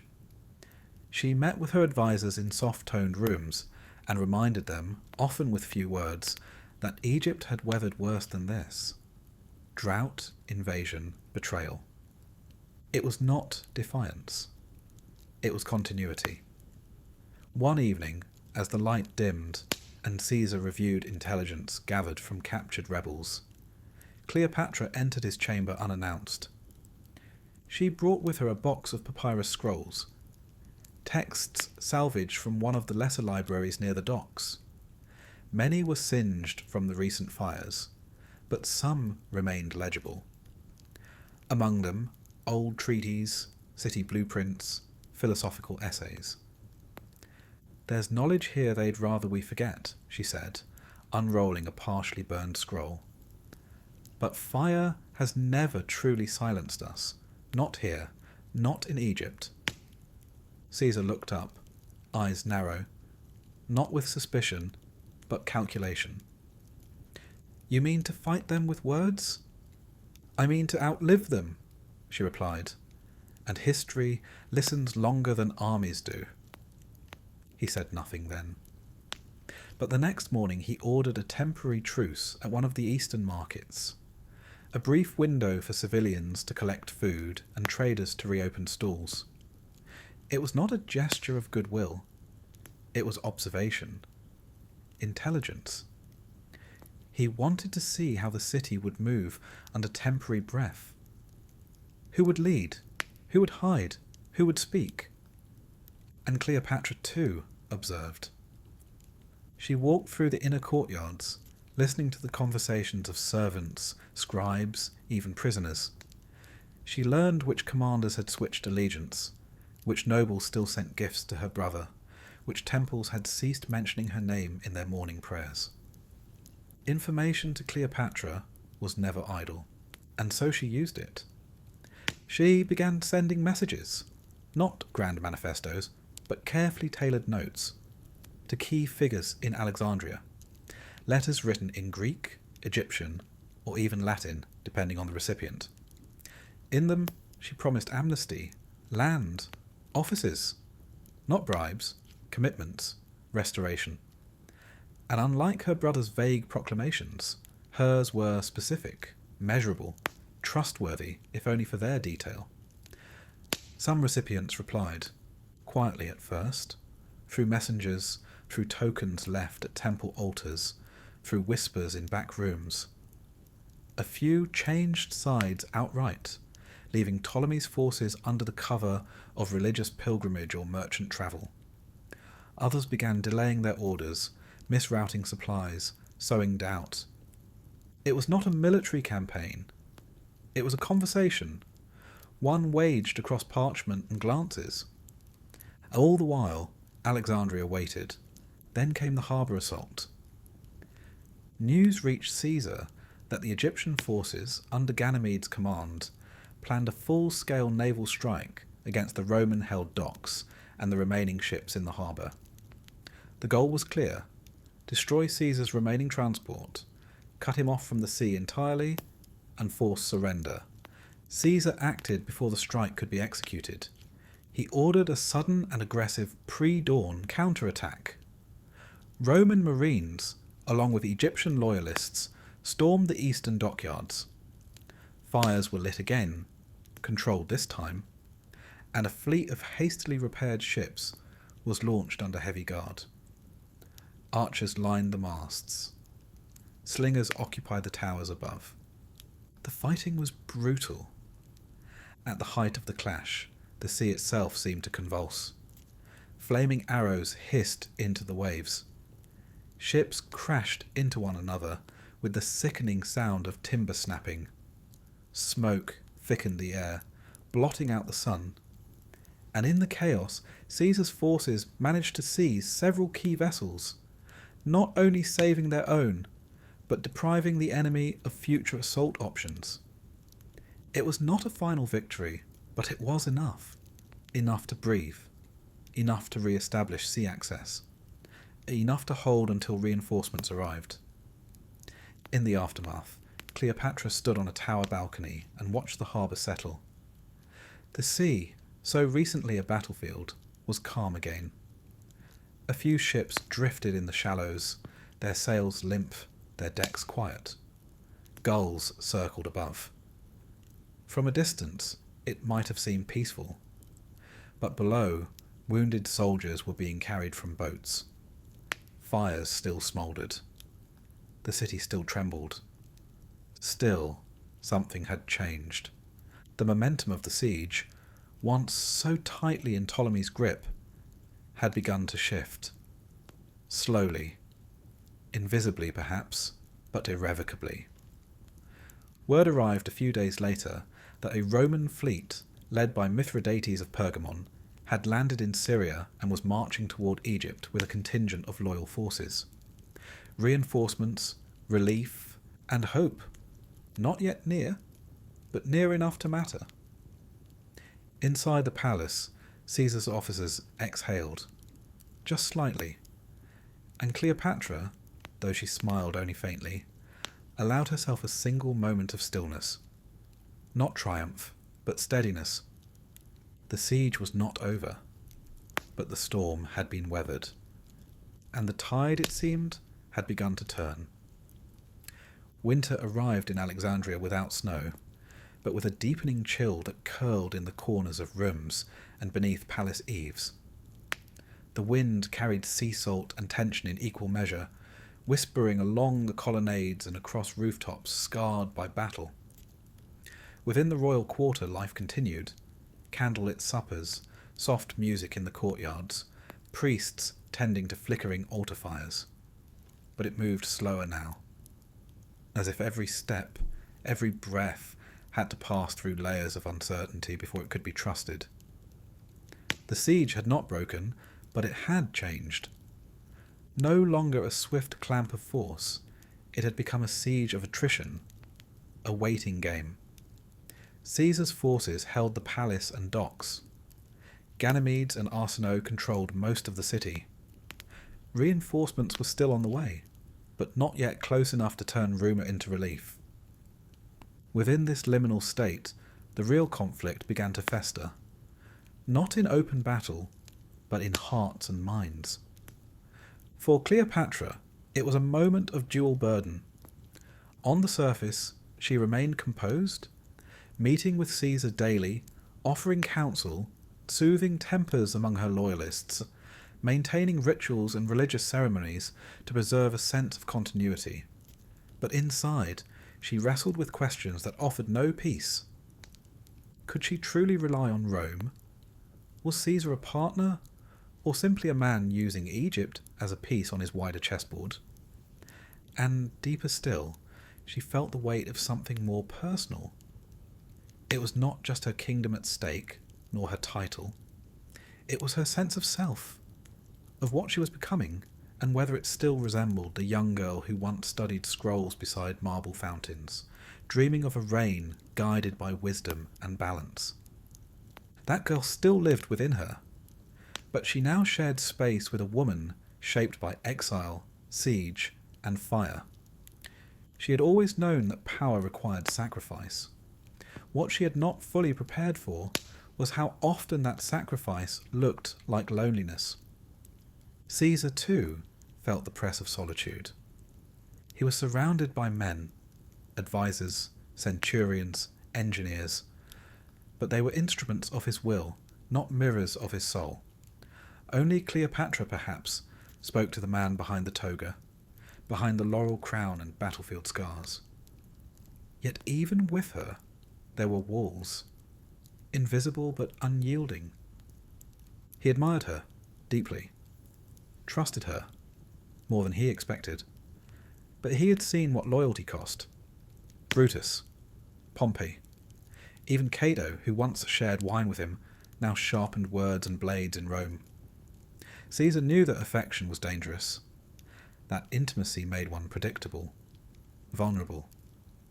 Still, there were moments, brief, unscripted, when the Roman general and the Egyptian queen sat beside one another not as rulers, but as weary humans. Sometimes it was over wine and figs, sometimes in silence, watching the flames in the brazier twist and vanish. One such evening, Cleopatra spoke without preamble. "You don't sleep." Caesar looked up from a parchment, brow raised but not surprised. "I sleep enough."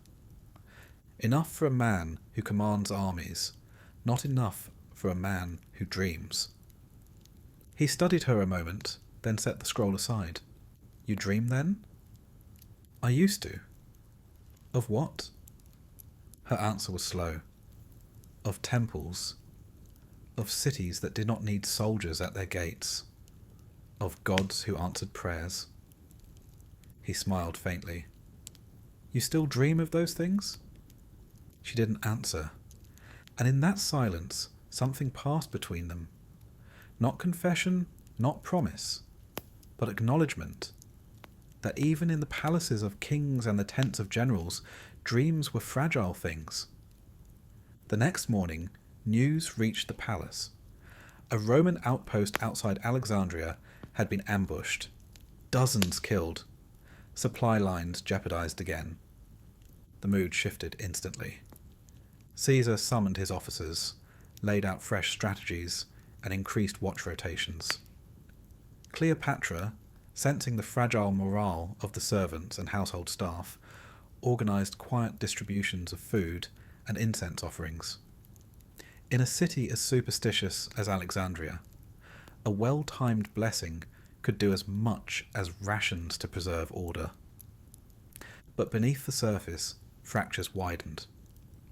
One of Cleopatra's oldest advisors, a high priest named Paseriemter, approached her privately. A man of immense learning and spiritual influence, he had served the Ptolemaic court for over 30 years. His voice was low and solemn. "There are whispers among the temples," he said. "Some fear that your alignment with the Roman is a betrayal, that Isis will turn her face from you." Cleopatra did not flinch. "Isis does not abandon her children. They say the fires that burned the scrolls were a warning." She looked at him steady, then let them read what remains. The priest bowed. "They need reassurance, my queen, not just strength." Cleopatra nodded. After he'd left, she sat in stillness for a long time. She had always honoured the gods, not as theatre, but in truth. Her identity was bound to them. If the people no longer believed that the gods favoured her, her legitimacy would fracture faster than any Roman alliance could repair. Elsewhere in the palace, Caesar faced his own struggles. A trusted centurion, Gaius Pulcher, approached him with a sealed message smuggled from Rome. Inside, a Senate decree questioning Caesar's extended stay in Egypt and demanding explanation. Some senators claimed he was indulging in decadence. Others suggested he had gone native. "Shall I send a reply?" Pulcher asked. Caesar waved him off. "Let them speak." But in private, the letter weighed on him. He had always known Rome's affection was fickle, its favour conditional. But now, with every passing day, he felt the ground beneath his reputation begin to shift. Was Egypt worth it? It was a question that pressed like a thorn. And yet he knew, even then, that abandoning Cleopatra would mean more than retreat. It would mean betrayal. Of her. Of what they had begun. Of the idea that some alliances might matter more than borders. And so he stayed, even as supplies ran low, even as reinforcements remained just out of reach. Even as the palace echoed with footsteps that felt more urgent, more weary, more uncertain. Meanwhile, outside the palace walls, Arsinoe grew bolder. The teenage queen, coached by Ganymedes and cheered by those still loyal to Ptolemy's line, began issuing proclamations. She held court in a temple overtaken by rebels. She dressed in ceremonial robes. She distributed grain to the hungry and promised a purging of Roman influence. Her image was carefully curated, innocent enough to garner sympathy, royal enough to command loyalty. Cleopatra's supporters scoffed at her youth, but inside the palace, her rise was noted with concern. "She's gathering momentum," Caesar said, pacing, "not from victory, but from symbolism." "She's a shadow," Cleopatra replied. "Shadows lengthen when the light dims." Still, she felt a pang of unease. Arsinoe was not merely a pawn, she was a reminder of the fragility of dynastic rule, of how quickly sentiment could shift. In a city where gods walked beside people and omens, swayed policy, perception was reality. Later that night, Cleopatra walked alone to the temple of Serapis within the palace complex. The sacred fires burned low. A priestess offered her silence. She placed a single lotus blossom on the altar and knelt. She prayed, not for victory, but for clarity, because even queens, especially queens, needed moments of surrender. Elsewhere, in his private chamber, Caesar wrote, not orders, not treaties, but a letter to his nephew, Gaius Octavius, the boy who would one day be Augustus. He wrote of Alexandria's beauty, of Cleopatra's mind, of the strange, delicate balance between war and peace. He did not speak of love, but there was affection in every line. And as he wrote outside, the moon rose over the city's skyline, fractured, bruised, but not broken. Not yet. The siege wore on, but it was no longer just the weight of war that burdened Alexandria. It was the waiting, the dreadful, grinding patience of unresolved conflict. Each morning brought a few more fires to extinguish, another shortage to address, another whisper from the streets that passed through the corridors like a ghost. And all the while, both sides held their positions, too cautious to collapse, too stubborn to yield.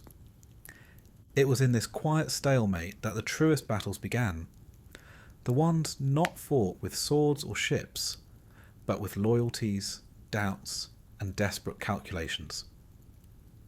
In the palace, Caesar's men were beginning to fray.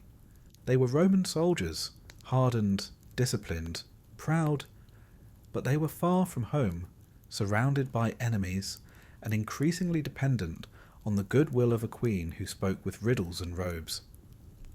There was murmuring now, especially among the younger officers. Murmurs that Caesar had become too entangled, too trusting, too enthralled. One night, a centurion named Sextus Vibius voiced what others only dared to think. "We came to Alexandria to secure Rome's interests," he muttered to a fellow officer, "not to play nursemaid to a foreign throne." His words reached Caesar's ears by morning. There was no punishment, no outburst. Caesar simply called Vibius to him, looked him in the eye, and said, "I don't hold grudges, but I never forget clarity." The message was clear. Still, the friction lingered, not open mutiny, but a subtle erosion of morale. Even Caesar could not bend time. Reinforcements had yet to arrive, and the weight of political perception back in Rome had become an ever-pressing shadow. Every moment he spent in Egypt was another stone in the wall his enemies would build against him. He knew it, and so did Cleopatra. But unlike Caesar, Cleopatra faced no senate to please. Her approval was measured in temples and hearts, and in both her standing was uncertain. Outside the palace, Arsinoe's presence had grown. Her proclamations now painted Cleopatra as a traitor to her own people, the self-styled protector of Ma'at, as Arsinoe had begun calling herself, sent food to temples, released prisoners, and held processions through rebel-held districts, invoking the names of old pharaohs, calling on the people to reject Roman occupation and restore divine order. It was effective. Even those who did not support Arsinoe outright found themselves pausing, reconsidering. And inside the palace, Cleopatra knew it. She convened her closest advisers in the cool dawn of a December morning. Among them were Apollodorus, her trusted bodyguard and confidant, Paseriemta, the priest who had once warned her of waning favour, and Charmian, her chief handmaiden and childhood companion.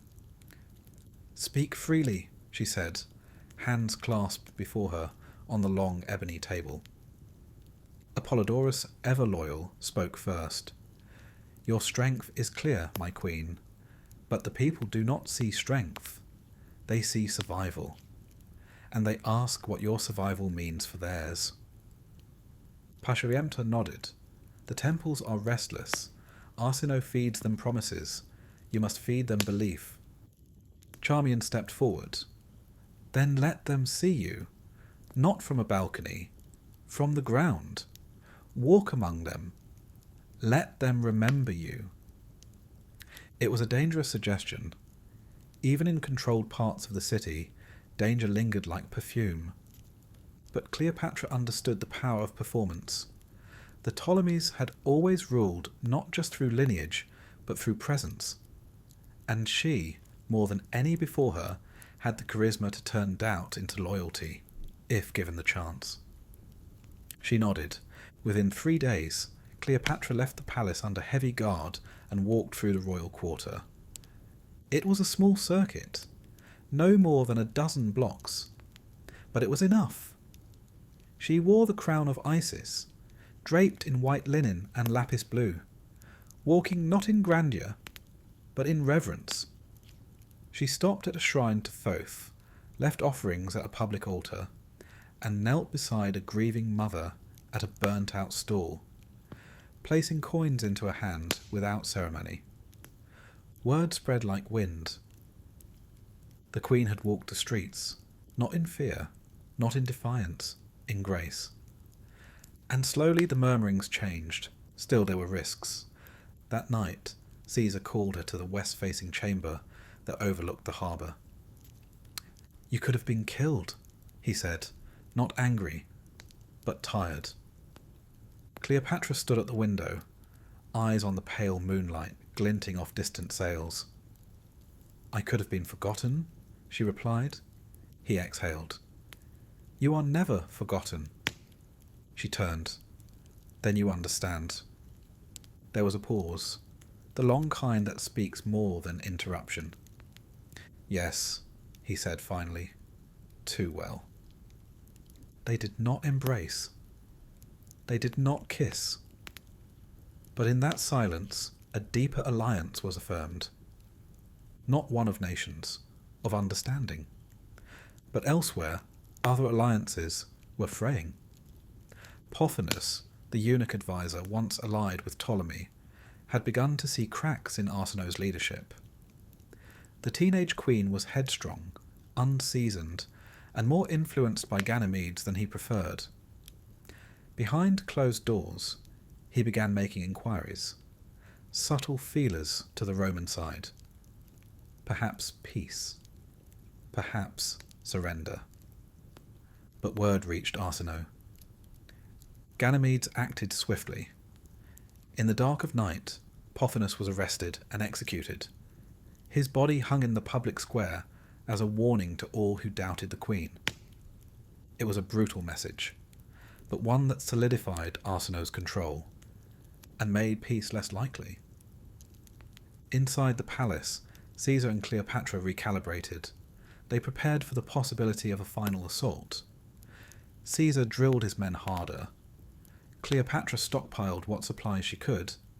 Every corridor was checked, every entry point reinforced. Still, there were soft moments amid the preparation. Charmian began reading aloud at Cleopatra's request. Poetry from Theocritus, parables from the Nile's earliest scribes, and love songs written on faded papyrus. Caesar sometimes joined, listening in silence, or correcting Charmian's Greek with a tired smile. These were not escapes. They were reminders of why the battle mattered, of what could be preserved. Then at last, word arrived, a messenger from the south. Mithridates of Pergamon had landed. Reinforcements were marching toward Alexandria. Roman banners, loyal legions. The timing could not have been more precarious. Arsinoe's forces had just seized control of several key aqueduct systems. The palace's water supply was dwindling. A full assault was expected within days, and the city itself was at a tipping point. Caesar, upon receiving the news, gathered his officers and laid out his plan. They would break the siege from within, join with Mithridates at the edge of the city, force a pincer movement against Arsinoe's forces, regain control of the causeways, retake Alexandria. It was bold, risky, but it was Roman. Cleopatra watched as Caesar plotted, saw the light in his eyes return. He was not merely surviving now. He was commanding. And in that moment, she remembered something she had once read as a child, a fragment from Heraclitus. Character is destiny. She understood it now. In herself. In him. In what came next. The sun rose over Alexandria that morning like a curtain being gently drawn back from a long and solemn stage. The sky was not red with war, nor bruised by storm clouds, but soft, the pale blush of dawn glowing against limestone walls and rooftops dusted in soot. For a city under siege, there was a rare stillness to the air. It was the kind of hush that belongs to a page before it's turned, a breath before a name is spoken aloud. Inside the palace, Caesar stood at the eastern portico in his armour. It was not the full ceremonial dress he wore in Rome for processions or triumphs, but the well-worn cuirass of a general who had lived among campaigns for years. He looked not toward the city, but inward, toward the long, columned hallways where silence echoed, and toward the inner gardens where the queen still lingered.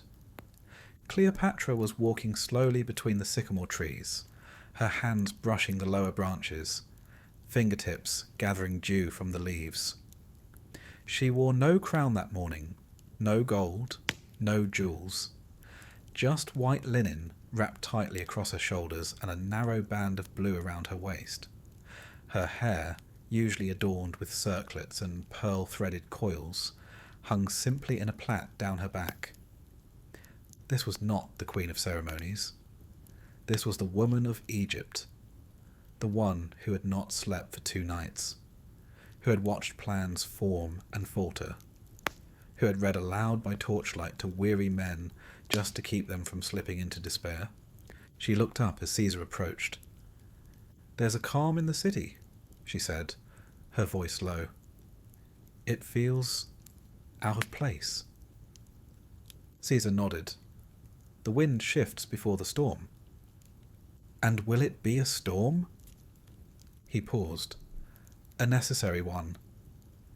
There was no dramatics between them, no clashing of fates, only the quiet understanding of 2 leaders who had chosen the path of resistance, knowing the cost, and now prepared to meet it.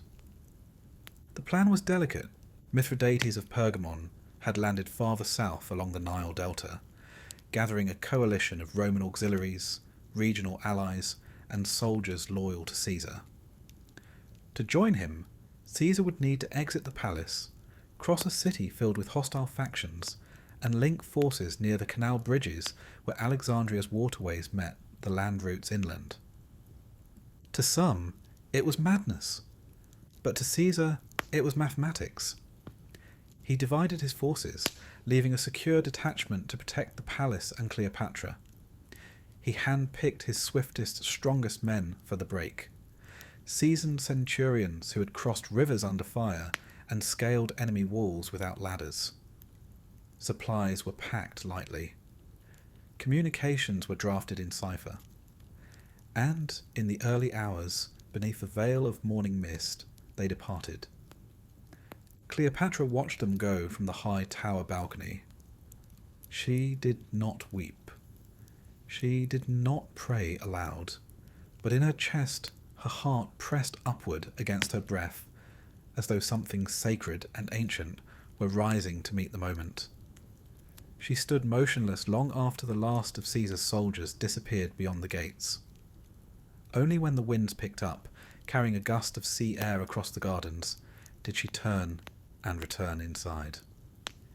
Below, the city prepared. Arsinoe, now fully in command of the rebel forces, had fortified key choke points. Ganymedes, no longer simply a courtier turned commander, positioned catapults along the harbour walls and flooded areas around the canals to block the Roman advance. The once proud thoroughfares of Alexandria were now obstacle fields, riddled with traps and burning oil pots, guarded by boys barely old enough to bear swords and veterans too old to retreat. And yet Caesar came. He came not with overwhelming numbers, but with precision and resolve. His troops moved like the tide, not roaring forward but creeping, steady, sure. At each intersection they pushed back rebel forces, reclaimed ground, dismantled barricades, and seized water routes. At the bridge of Eleusis the fighting reached its peak. There, on a narrow causeway lined with statues and cracked stone pillars, Caesar's men met the full brunt of Arsinoe's counterforce. The canal waters churned below. flaming arrows turned the dawn haze into smoke. And yet the Romans held, not through superior numbers, but through grit. Caesar himself was at the front. He did not command from the rear or issue orders through messengers.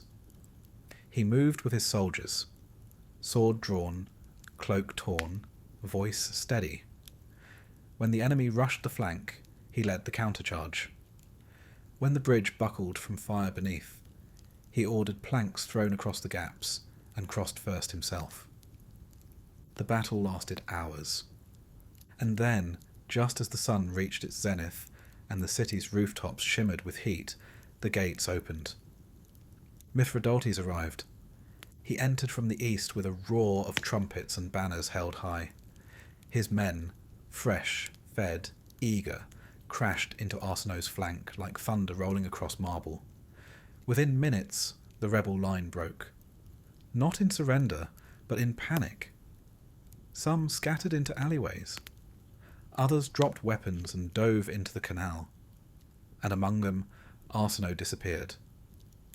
When the final arrows fell and the last cries faded into the smoke, Caesar stood on the bridge, streaked in ash, arms folded, silent.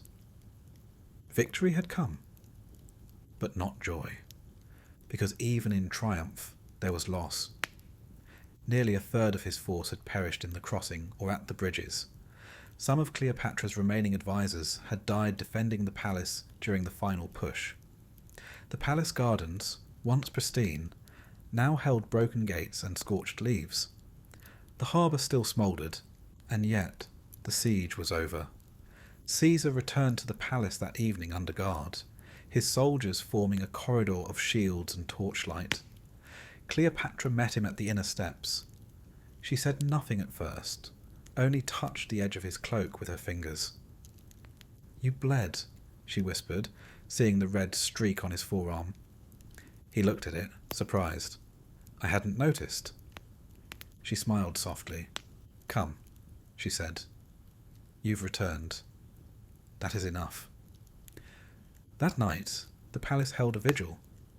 Not a celebration, not yet, but a vigil for the fallen and a quiet reaffirmation of purpose.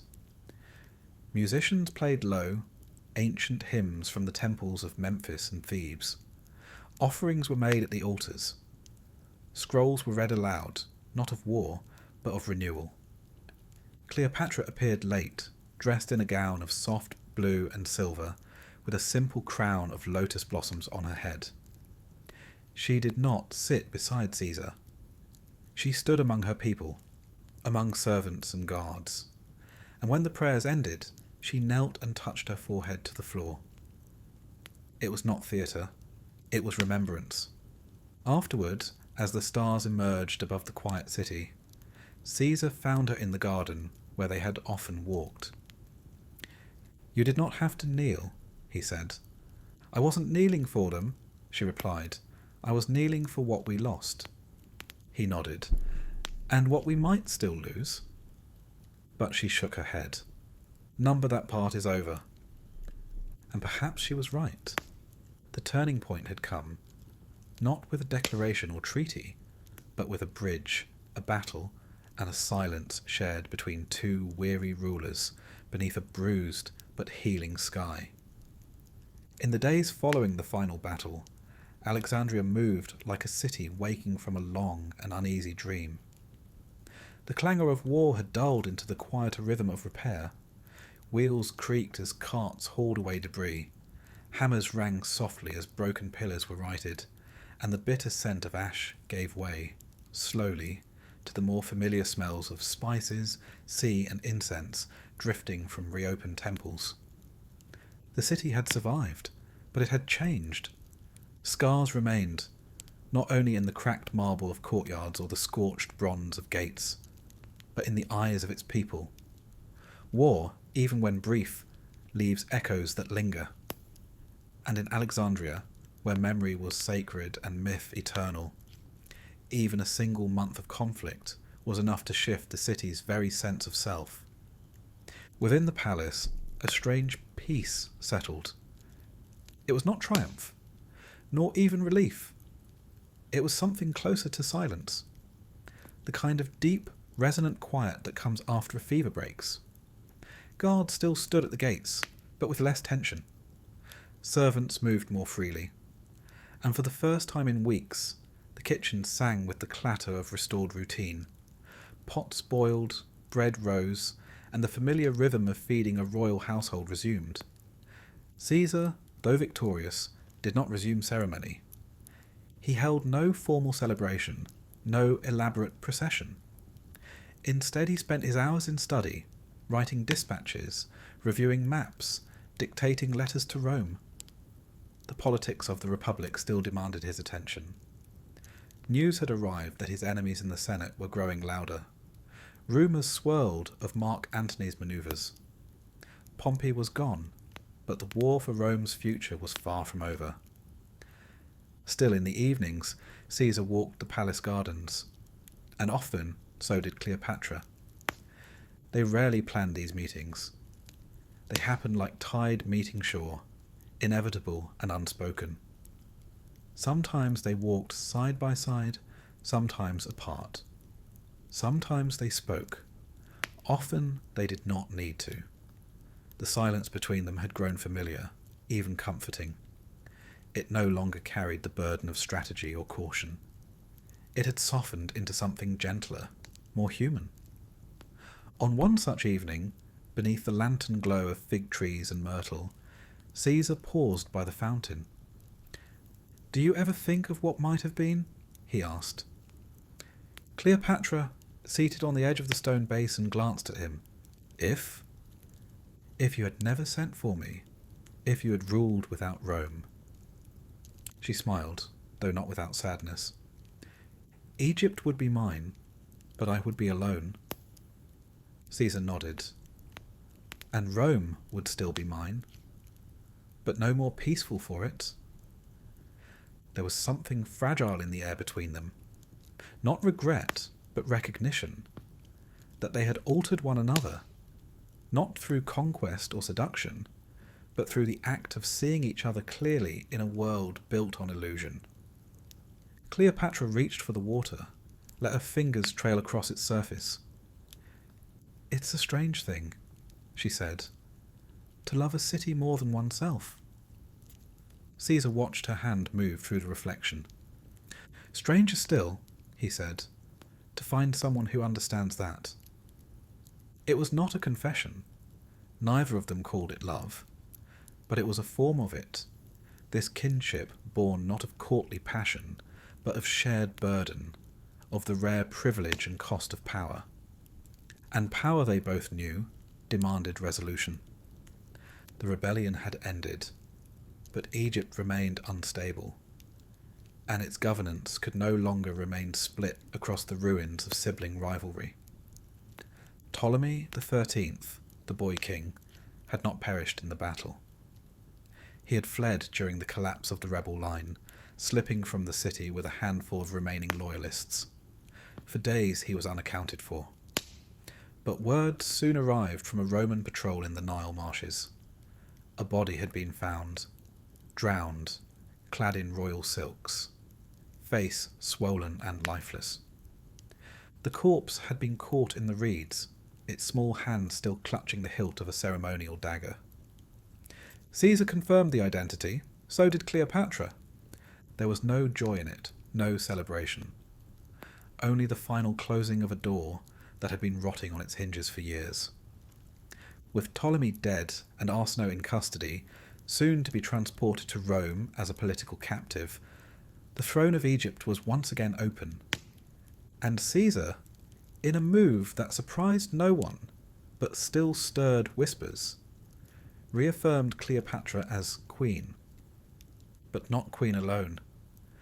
According to tradition, and likely Caesar's strategic preference, she was named co-ruler with another brother, Ptolemy XIV, barely a boy, plucked from obscurity to fulfill a dynastic formality.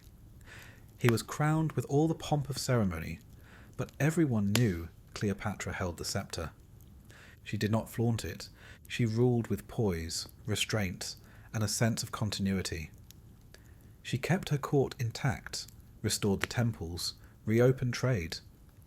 She sent ships up the Nile to assess flood damage. She hosted Greek scholars and Egyptian priests at the same table. And in the weeks that followed, the city, wounded but breathing, began to heal. Yet beneath the calm, new questions formed. Would Caesar stay? Would he wed her? Would Rome allow such a union? The answers were never spoken directly. Caesar remained in Alexandria for some months, long enough to oversee reforms and draft treaties, long enough to linger in Cleopatra's private wing longer than was politically wise, but not long enough to leave behind his own empire. Rome called him back. The civil war was not over, and he had no intention of being absent when the dust settled. Still, before he left, something else changed. Cleopatra was with child. She did not announce it publicly, not at first, but in her chamber, beneath the painted ceilings of blue stars and golden falcons, she informed Caesar. His response was quiet. No grand vow, no thunderous embrace. But he stayed longer than he planned.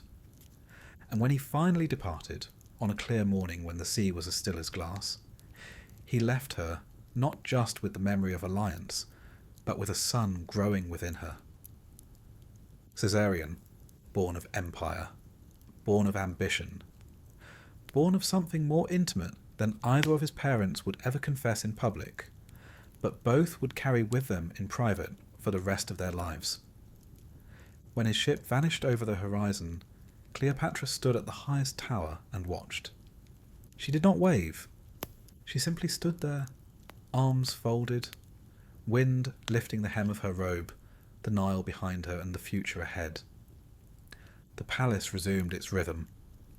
Officials returned, petitioners arrived, papyrus records were updated, and Cleopatra, newly alone but never isolated, stepped into a new role. Not just survivor, but sovereign. The people began to chant her name again in the streets, not out of fear, but pride. Statues were commissioned. Coins were minted with her face. And in the hush of early morning, as the sun painted the palace in soft gold, she often stood by the fountain and spoke to her unborn son. Not of war, but of peace, of stars, of cities, of what it meant to carry a legacy not as burden, but as light. Alexandria had always been a city of mirrors, reflections of gods in still canals, of philosophers in polished mosaics, of empires in each other's shadows. But now, in the quiet after the siege, the city reflected something more elusive, the shifting of time itself. The fires had cooled. The dust had begun to settle into the cracks of shattered statues. But what lingered was not just ruin. It was something subtler. The sense that a new story had begun, not loudly, but with the soft certainty of sand drifting to cover old footprints. Cleopatra was no longer an exiled queen or a guest in her own palace. She was sovereign now, in both name and essence. Her rule, once a matter of survival, had become a statement. She moved through the halls, not as a politician in precarious alliance, but as a monarch whose legitimacy had been baptized by war, solidified by blood, and endorsed by Rome. But she also knew better than to mistake victory for permanence. Egypt, though ancient and proud, was no longer at the centre of the world. Rome was. And she understood, more deeply than any ruler before her, that to preserve her kingdom's soul, she would have to balance homage with autonomy. It began with reforms. The city's administration was restructured. Cleopatra appointed magistrates not for loyalty, but for competence. Local governors were given clearer boundaries of power, and new officials were trained to reconcile the needs of both the Egyptian priesthood and the Hellenistic elite. She did not rule through fear, nor through flattery. She ruled by clarity. and yet her presence remained intimate. People spoke of how she would walk through temple courtyards without guards, how she met with farmers from the Delta without ceremony, not because she needed to, but because she understood what her people needed to see. Their queen, not as a distant star, but as a visible sun rising daily above them. In Rome, however, the consequences of Caesar's sojourn in Egypt were already rippling through the Senate. There was grumbling. He had stayed too long. Whispers spoke of indulgence, of Cleopatra's influence, of a general too distracted by foreign charms to tend to the Republic's wounds. His enemies, never quiet, now found fertile ground for their accusations. Mark Antony, for a time, defended him. Cicero, ever the orator, hinted at moral decay cloaked in Eastern luxury. And still, Caesar returned. When he finally left Alexandria, it was not in haste, but with gravity. Cleopatra stood on the wharf as his galley receded into the shimmering blue, her eyes fixed not on the horizon, but on the widening space between them. She did not weep, and she did not wave. She had already begun to rule alone. In his absence, the city continued its slow, deliberate transformation. The temples were repaired, not just physically, but in spirit. Festivals resumed. Priests, once hesitant to invoke Cleopatra's name, now did so with reverence. Grain ships returned to the harbour, bound for distant ports. The markets buzzed again, filled with linen merchants, scroll dealers, fruit sellers, and philosophers who argued beneath shaded porticos about destiny and the stars. The Queen's name began appearing again, not only on public edicts, but on statues newly chiselled in limestone and basalt. These were not the stiff, distant likenesses of previous rulers. These were alive with grace and softness. They bore her likeness as Isis incarnate, the divine mother, the worldly guide, the sovereign made flesh. And still she waited, not in idleness, but in preparation. For she knew Caesar would not forget her, or the child now growing within her. And she knew Rome would not forget Egypt, its grain, its gold, its gods. The world beyond Alexandria, meanwhile, continued to stir. Rome had not paused while Caesar lingered in Egypt. The Senate reeled. The remnants of Pompey's supporters plotted. In Hispania, new resistance gathered. And in Caesar's wake, a path toward monarchy had begun to form. Not declared, but implied. His return from the East brought with it not just stories of conquest, but a new tone in his command. He no longer courted the Senate. He overruled it. He no longer asked for power. He embodied it, and Cleopatra watched. From across the sea, she studied Rome's unravelling and reweaving. She read the letters Caesar sent, some full of policy, others filled with personal observations. He wrote of storms at sea, of dreams he couldn't explain, of their child, whom he would meet someday, perhaps not as father, but as a visitor to something he had helped shape and left behind. And, she replied, not with love letters but with facts, reports on harvests, summaries of tax adjustments, the boy's growth, Egypt's pulse. It was not romance, it was alliance. Their son, named Ptolemy 15 Philopator, Philometor Caesar, known more simply as Caesarion, was born in the soft heat of late summer. His cries echoed through halls once filled with the shouting of war. His first breaths, taken beneath ceilings painted with constellations, marked the convergence of two worlds, the Lion of Rome and the Falcon of Egypt. He would be raised as no child before him had been, educated in Egyptian rituals, schooled in Greek thought, taught Latin by Roman tutors, hand-picked by Caesar himself. And yet, even in infancy, the boy became a symbol. To some in Alexandria, he was the hope of renewal, the future, a living bridge between East and West. To Rome, he was a problem, an implication. For Caesar, though dictator in name, had never acknowledged another son. To do so publicly would be to fracture his carefully managed image, to open questions about succession, to inflame fears that monarchy loomed beneath the robes of republic. And so, Caesarion remained Egypt's child, but Cleopatra knew the truth, and she prepared accordingly. She expanded the royal library, adding new wings devoted to Roman law, engineering and medicine. She invited scholars from Athens, Jerusalem, and Ephesus to join Alexandria's intellectual elite. The boy would not only inherit Egypt, he would understand the world. Meanwhile, Caesar moved Rome further from its past. He reorganized the calendar.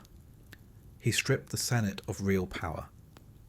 He accepted titles once refused: dictator for life, father of the nation. Statues of him appeared beside Jupiter. Temples were built in his name. The Rubicon had long since faded behind him, and before him stretched a road paved with absolute authority. But roads, even golden ones, often lead to crossroads. And in 44 BCE, the daggers found him. In the Senate chamber, beneath marble arches and beside men he once called friend, Caesar was stabbed 23 times. Not by foreign enemies, but by Romans. Romans who claimed to be saving the Republic, who feared kingship more than they loved Rome. The news reached Alexandria in waves. First came silence, then rumour, then confirmation. He was dead, and for Cleopatra it was not only grief, it was recognition. The world had shifted again. Her protector, her ally, the father of her child, had been struck down not by gods or war, but by politics. She walked the palace halls in silence that day, her footsteps slow, as if the very ground had become fragile beneath her. No decree was issued, no public mourning announced. Instead, she called for the priests of Thoth, the guardians of memory, and she sat with them deep into the night, not weeping, but listening, recording everything she knew of Caesar. His words, his habits, his gestures, his thoughts. She preserved him in memory, as Egyptians had done for centuries, not just in stone, but in spirit. Outside, the Nile continued to flow. The city breathed, and somewhere in the royal nursery, Caesarion stirred in his sleep, dreaming perhaps of a world he did not yet know he would inherit. The murder of Julius Caesar did not echo loudly through Alexandria. It moved like an underwater current, slow and inexorable. Tugging gently at the roots of the world Cleopatra had begun to rebuild. The sun still rose, the Nile still swelled with silt and secrets, and in the streets of the city, children played between pillars blackened by the siege, as if war were only a rumour passed down from adults. But inside the palace, the atmosphere thickened.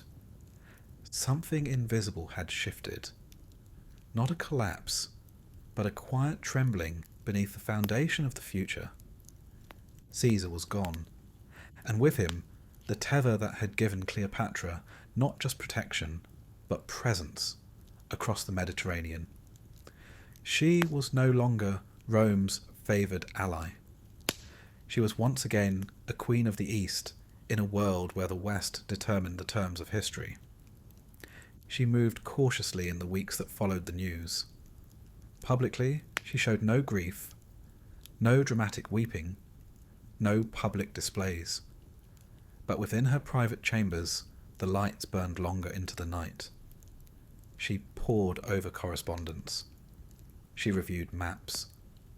She had fresh intelligence delivered daily from ships returning from Piraeus and Syracuse, from Roman merchants and Egyptian envoys who had overheard whispers at Roman inns and taverns. The Senate had declared Caesar a god, posthumously, and his killers, Brutus, Cassius, and the rest, had been forced to flee Rome amid a wave of public outrage. But it was not order that returned, it was a vacuum. And Cleopatra, astute as ever, knew that power hates a vacuum. From that vacuum emerged a new name, or rather the resurgence of a familiar one. Gaius Octavius, Caesar's grandnephew and adopted heir. Barely 19, sickly in appearance but sharp of mind, Octavian, as he came to be known, had wasted no time asserting his claim. He returned to Rome, gathered supporters, and began speaking openly of avenging his father's murder. Not in the tone of vengeance, but of duty, of restoration. To many he seemed too young, too delicate, but Cleopatra read differently. In Octavian she sensed something unnerving, not Caesar's warmth, not Antony's passion, but an iciness that belonged not to boys, but to empires. She made no immediate overtures. Instead she watched, and in that watching another figure rose to greater prominence. Marcus Antonius, Mark Antony, Caesar's old friend and loyal general, now seeking to inherit his influence and legacy through force of will. Antony was everything Octavian was not: older, charismatic, reckless in war and in love, but with a natural ability to command both soldiers and crowds. He did not write eloquently, but he spoke with conviction. He did not calculate every step, but when he moved, men followed. And so, in the chaos of post-Caesar Rome, two visions emerged: the precise, patient ambition of Octavian, and the impulsive, intoxicating magnetism of Antony. At first they were allies, bound by mutual necessity. They, along with Marcus Lepidus, formed the Second Triumvirate, a three-man coalition created to stabilize Rome and hunt down Caesar's assassins. They succeeded. Brutus and Cassius, after a short-lived resurgence in the east, fell by their own swords at Philippi. The Republic as a dream crumpled, and Rome, slowly and in pieces, became something new. An empire waiting for a name. Cleopatra, watching from her palace, saw that the future now hinged on the struggle between Antony and Octavian. She could no longer remain an observer. Egypt, sovereign on paper, but vulnerable in truth, needed a Roman patron once more. And Antony, unlike the boy in Rome, remembered her well. In 41 BCE, she summoned him to Tarsus, not as a supplicant, but as a sovereign. And he came. The meeting, often romanticized, was more than seduction. Cleopatra arrived not in secrecy or simplicity, but in splendor. Her barge adorned with purple sails, silver oars and musicians playing flutes and lyres. She reclined beneath a golden canopy, dressed as Aphrodite, goddess of love and war. Antony, always a man of appetite, was captivated, not only by her beauty but by her poise, her wit, her command of stage and state alike. What began as negotiation became alliance. What became alliance grew into affection. And what became affection soon took the shape of something more enduring. A union not yet named, but fated to change the world. Cleopatra returned with Antony to Alexandria. There he lived not as an outsider, but as a royal consort. Banquets resumed. Games were held. The city, once wary of foreign entanglement, now pulsed again with the rhythm of imperial intrigue. And in time, Cleopatra bore him twins, Alexander Helios and Cleopatra Selene, and later, another son, Ptolemy Philadelphus. The royal court swelled once more. Diplomats arrived from Parthia, traders from Nubia. Architects began sketches of new temples dedicated to the divine twins. Egypt, long considered a relic of the past, felt young again, brimming with life, promise and ambition. But the tides beyond Egypt's shores were not still. Octavian, watching from Rome, saw Antony's movements with growing disdain. The alliance that had once united them dissolved. Accusations flew across the sea like dark birds. Antony had given away Roman provinces to his children by a foreign queen. He had allowed himself to be ensnared, enchanted, diminished. And Octavian, master of optics, made sure Rome believed it. In 32 BCE, the Senate, coaxed, perhaps coerced, stripped Antony of his powers. War was declared, not against him directly, but against Cleopatra, the Queen of Egypt, the foreign influence, the eastern threat. It was not a battle of armies alone, it was a battle of symbols. Cleopatra, painted in Roman propaganda as a sorceress, a temptress, a disruptor of Roman values, became more than a ruler.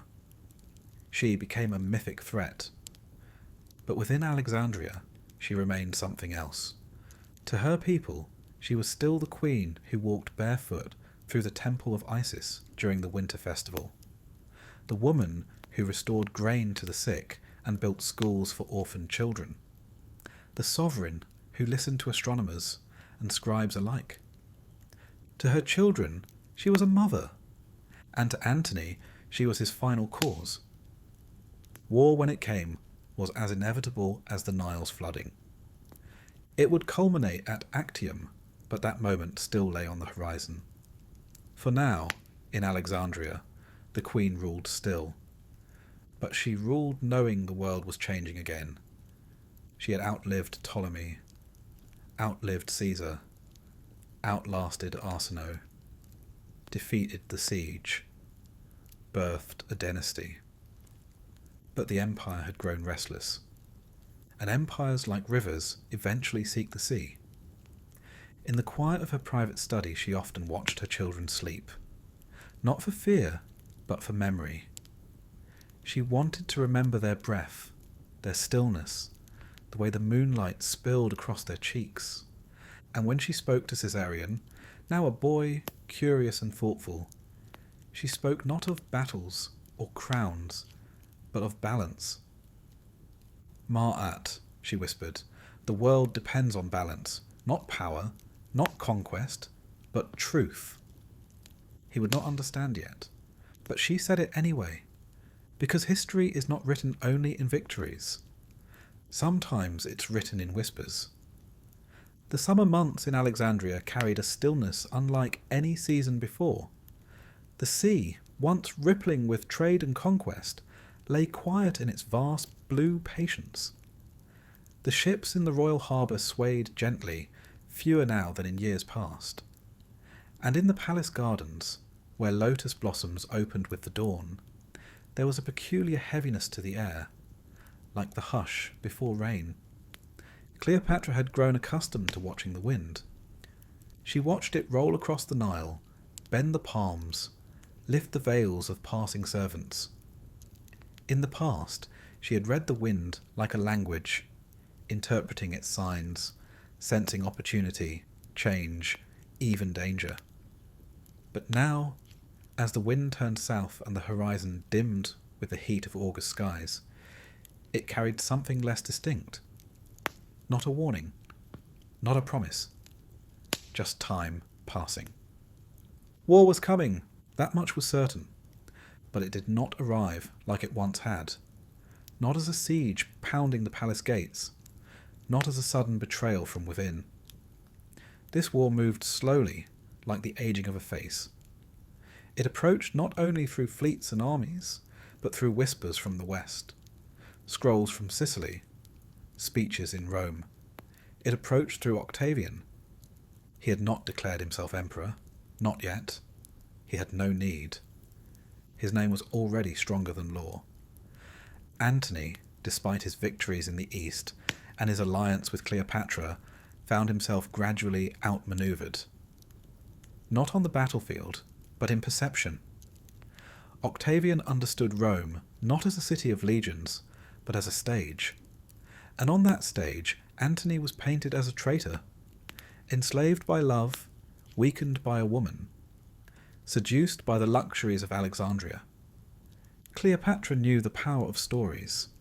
and she knew in Rome she had become a dangerous one. Still, she did not retreat. She held court each morning. She reviewed harvest reports and met with priests. She corrected tax ledgers, advised engineers on aqueduct repairs, and oversaw the education of Caesarion with daily precision. Her reign, even now, was not one of surrender.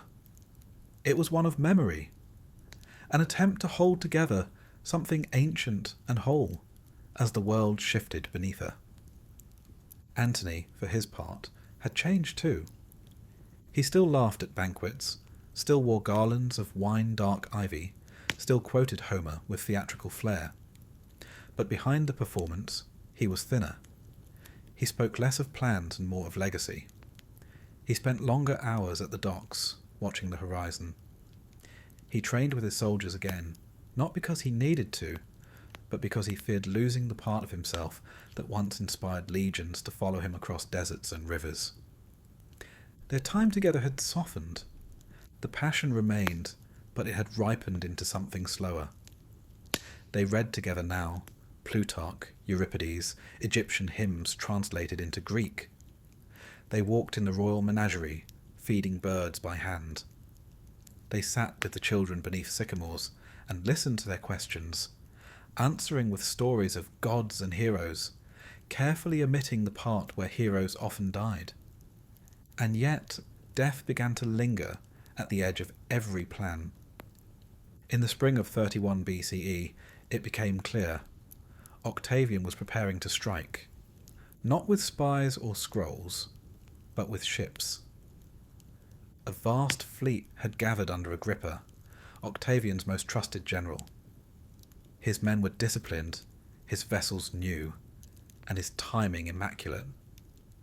He had waited until Antony's alliances frayed, until Roman sentiment had curdled against Cleopatra, until public patience had worn thin. Now he came. The fated confrontation would be naval, at Actium, a headland off the western coast of Greece, where the Ionian Sea narrowed into a bay shaped like an amphitheatre. There, under high winds and a sunless sky, the two futures of Rome would collide. Cleopatra, against the advice of some of her commanders, sailed with Antony. She brought with her a fleet of Egyptian galleys, sleek, fast, adorned in the silver and blue banners of Isis. She commanded a private squadron and oversaw logistics. She wore armour fitted for movement, her hair braided tightly beneath a gold-threaded scarf. She did not come to spectate. She came to lead. But war is not always swayed by bravery. The Battle of Actium unfolded not in glory, but in confusion. Octavian's forces, better positioned and more unified, executed manoeuvres with ruthless efficiency. Antony's fleet, weighed down by ambition and poor coordination, struggled to respond. And as the winds turned against them, so did fortune. In the chaos, Cleopatra gave the order to retreat, not from fear, but from necessity. Her ships, still intact, broke from the formation and moved south. Antony, upon seeing her sails vanish into the haze, abandoned his own command and followed. Whether it was a planned manoeuvre or a decision made in panic remains debated. But history would remember it as flight. Rome called it cowardice. But in Alexandria, Cleopatra returned not broken, but burning with resolve. They had lost the battle, but not the war. At least not yet. Still, everything changed.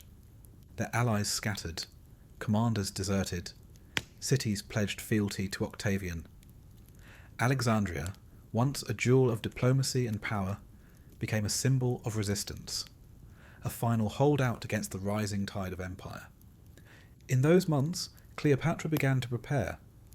She ordered the treasury moved, not to hide it, but to preserve it, stored beneath the Serapeum, guarded by priests sworn to silence. She arranged for Caesarion's tutors to continue their lessons deep inside the palace, away from foreign eyes. She met with shipbuilders, with alchemists, with diplomats whose eyes revealed more fear than loyalty. Antony grew quiet. He knew more than anyone what defeat looked like. And this creeping unravelling of alliances, this silence from Rome, was the beginning of the end. Still, he did not leave.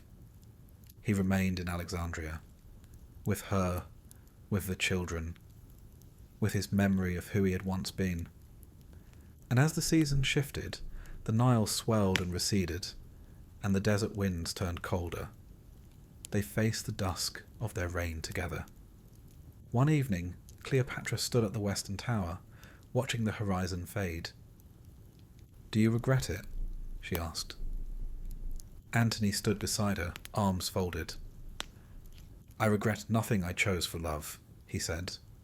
"Only what I surrendered for pride." She said nothing, but in the stillness she reached for his hand. They remained there for a long time. When Octavian finally marched toward Egypt, there was no surprise. His soldiers met little resistance. Cities opened their gates. His messengers rode ahead of him with proclamations written in Latin and Greek. Rome comes not to conquer, but to restore order. And behind them came legions. Antony prepared for one final stand. He gathered his remaining forces, arranged what defences he could, and pledged to face Octavian in the field outside Alexandria. Cleopatra begged him not to. "You will not die a soldier's death," she said. "You will die for a lie." He kissed her forehead. "Then let the lie be mine to carry." The battle, if it could be called that, was brief. Antony's forces, vastly outnumbered, collapsed almost immediately. Some fled. Others surrendered. A few fought until arrows fell from the sky like rain. Wounded, humiliated, and betrayed, Antony returned to the palace. His final hours were not spoken aloud in the city, but rumours spread that he fell on his own sword, that he called for Cleopatra, that he died in her arms, whispering of simpler days, of wine and music, of Rome before it turned to marble. Whatever the truth, Cleopatra emerged the next day veiled and silent. The queen had lost her consort, and Egypt had lost its shield, but she did not flee.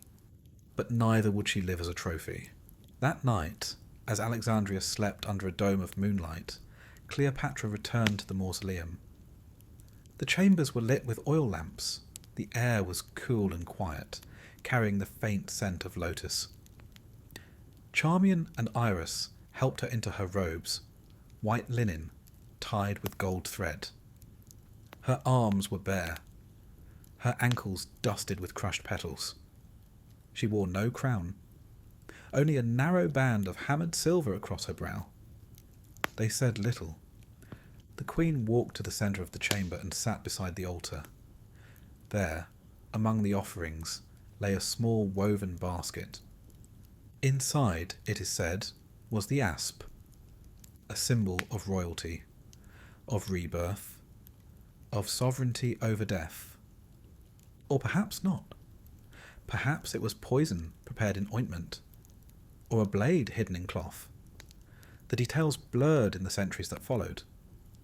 But what is clear is this: she chose her end, not in rage, not in fear, but in the silence that belongs to those who understand their role in history. She wrote a final letter to Octavian, informing him of her passing and requesting that she be buried beside Antony, not in Rome, not in disgrace, but in the land where they had dreamed, where they had lost, and where memory still had roots. By the time his men arrived, the chamber was sealed. Inside, Cleopatra lay with dignity, her handmaidens beside her, their lives surrendered not in despair, but in solidarity. Outside, the city remained still. There were no riots, no rebellion, only the sound of wind moving through marble corridors. When Octavian entered the mausoleum, he stood in silence for a long time. History does not record his thoughts, only that he ordered her body preserved with honour that he allowed the tomb to remain untouched, that he made no jokes, no declarations, and then he left. With him he took Caesarion. The boy, bright, thoughtful, the last thread of Ptolemaic blood and Caesar's name, was escorted north. The records say little. Most agree he was killed shortly thereafter. Quietly, efficiently. Rome had no room for rival legacies. The other children, Cleopatra Selene, Alexander Helios, Ptolemy Philadelphus, were taken to Rome, raised in the household of Octavia, sister of Octavian and once wife of Antony. They lived for a time as curiosities, symbols of conquest turned into ornaments of mercy. And Egypt was no longer a kingdom. It became a province. Its temples taxed, its priests monitored, its language faded from courts. The goddess Isis reduced to statues in Roman villas. Her name whispered by those who remembered what had once been sacred. But the memory of Cleopatra endured, not just in busts or scrolls, but in the soil, in the way the lotus still blooms each year near the banks of the Nile, in the way mothers still tell stories of queens who would not kneel, in the way wind still moves through Alexandria, sometimes warm, sometimes sorrowful, sometimes sounding like a whisper in a forgotten tongue. Long after the mausoleum had sealed its final breath, long after the last Roman centurion posted guard along Alexandria's royal port, the world continued to move. Seasons shifted. Papyrus reeds swayed in the wind. Markets opened with their familiar rhythm of shouting vendors and morning incense. But something subtle had changed. Something nearly imperceptible to those who had not lived through it. An era had ended, and yet there was no thunderclap to mark its close. No final trumpet. No crumbling monument or shattered throne. Only the soft accumulation of silence, like sand settling over memory. In Rome, they spoke of victory. Octavian returned not merely as a general, but as a saviour. The Senate granted him new titles. Imperator, Augustus. He rejected the crown, but accepted the empire. In public, he claimed to restore the Republic. In practice, he replaced it. Peace came to Rome, but it was not the peace of compromise. It was the peace of conclusion. And in that new peace, Cleopatra's story was rewritten. She became, in Roman eyes, an enchantress, a temptress, a cautionary tale. The same senators who once feared her intellect now mocked her as a woman undone by love. The poets, hungry for metaphor, turned her into a symbol. Egypt's final flame, snuffed out by the cold wind of reason, a plaything of fate, a misstep in Caesar's otherwise glorious career. But truth, as it often does, survived quietly in other corners. In Alexandria, her name was not forgotten.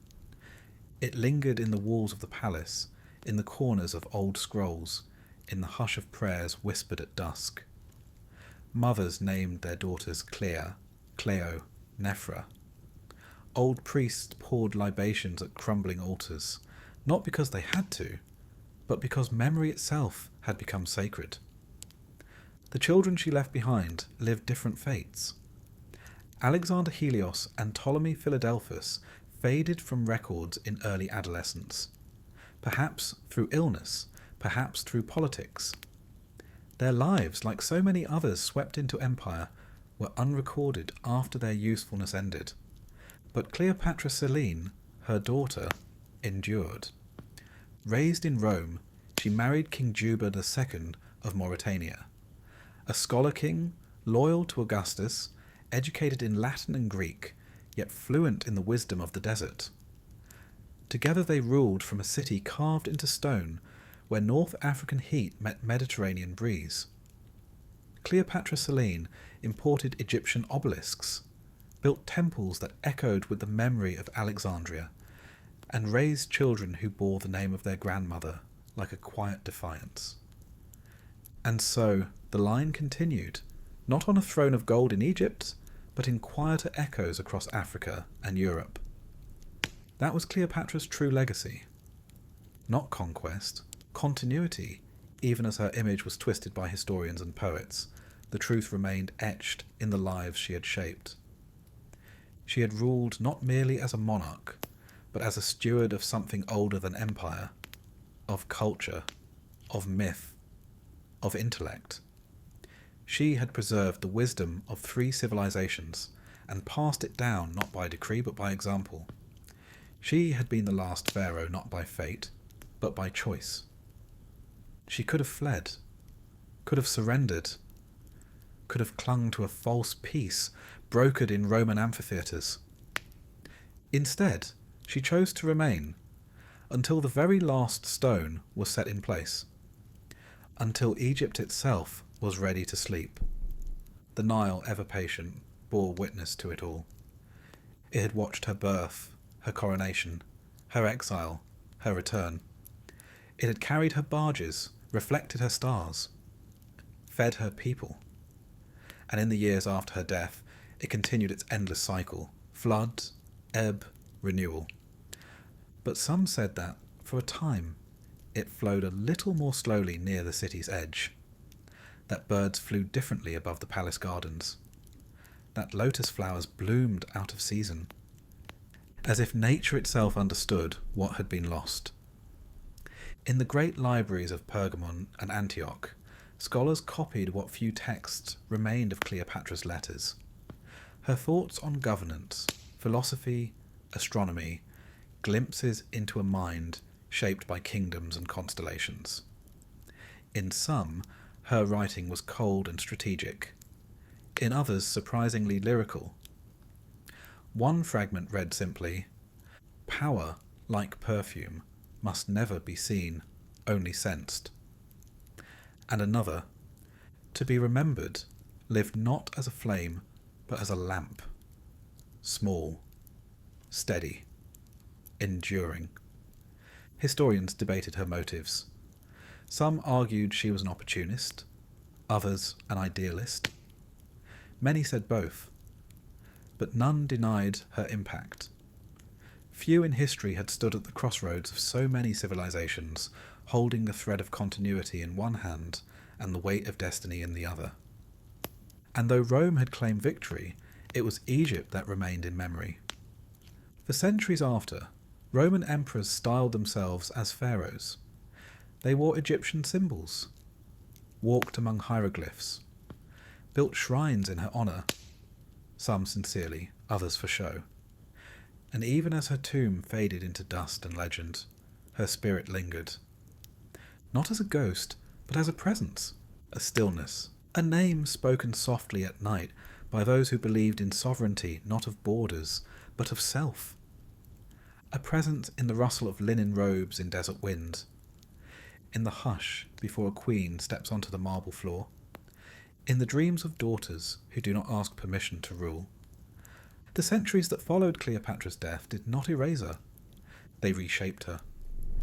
As Roman emperors came and went, some glorious, some mad, most forgotten, her name lingered in scrolls and mosaics, in whispers traded in bathhouses and ballads sung across marketplaces. She became the memory of something older than Rome, something that could not be claimed, only remembered. And in remembering, the world made her its own. To poets, she became the siren of the Nile. To painters, a muse of tragedy wrapped in silk and gold. To philosophers, a symbol of choice, of power wielded not through conquest, but through intellect and restraint. And to the dreamers, she was the queen who refused to be reduced. But what was she truly? To Egypt, she had been more than a ruler. She had been the final embodiment of a line that stretched back not just to the Ptolemies, but to the earliest dynasties. Names etched into the walls of temples, sung in funerary rites, and traced across the stars. When she ruled, she revived the ancient ceremonies, stood beneath the great columns of Dendera, offered prayers as pharaoh, not as foreign queen. It was not artifice, it was reverence. And it was belief that even as Greek and Roman politics swirled through her court, the roots of Egypt ran deeper than any crown. She had been born into a kingdom already fading, yet she held it up with both hands, polished it until it gleamed one last time before placing it gently on the altar of time. In the centuries that followed, her tomb remained hidden. Roman historians speculated. Arab chroniclers offered new clues. European explorers drew maps and chased shadows. Some claimed her body had been taken to Rome. Others believed she rested beneath the waves. Still others whispered of a hidden chamber, sealed beneath silt and stone, marked only by a symbol no longer understood.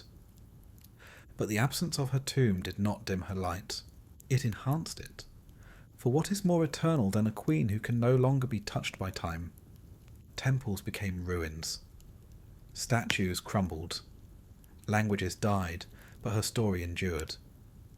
Not only in Egypt, not only in Rome, but everywhere civilization dared to ask, what does it mean to lead, to endure, to lose beautifully?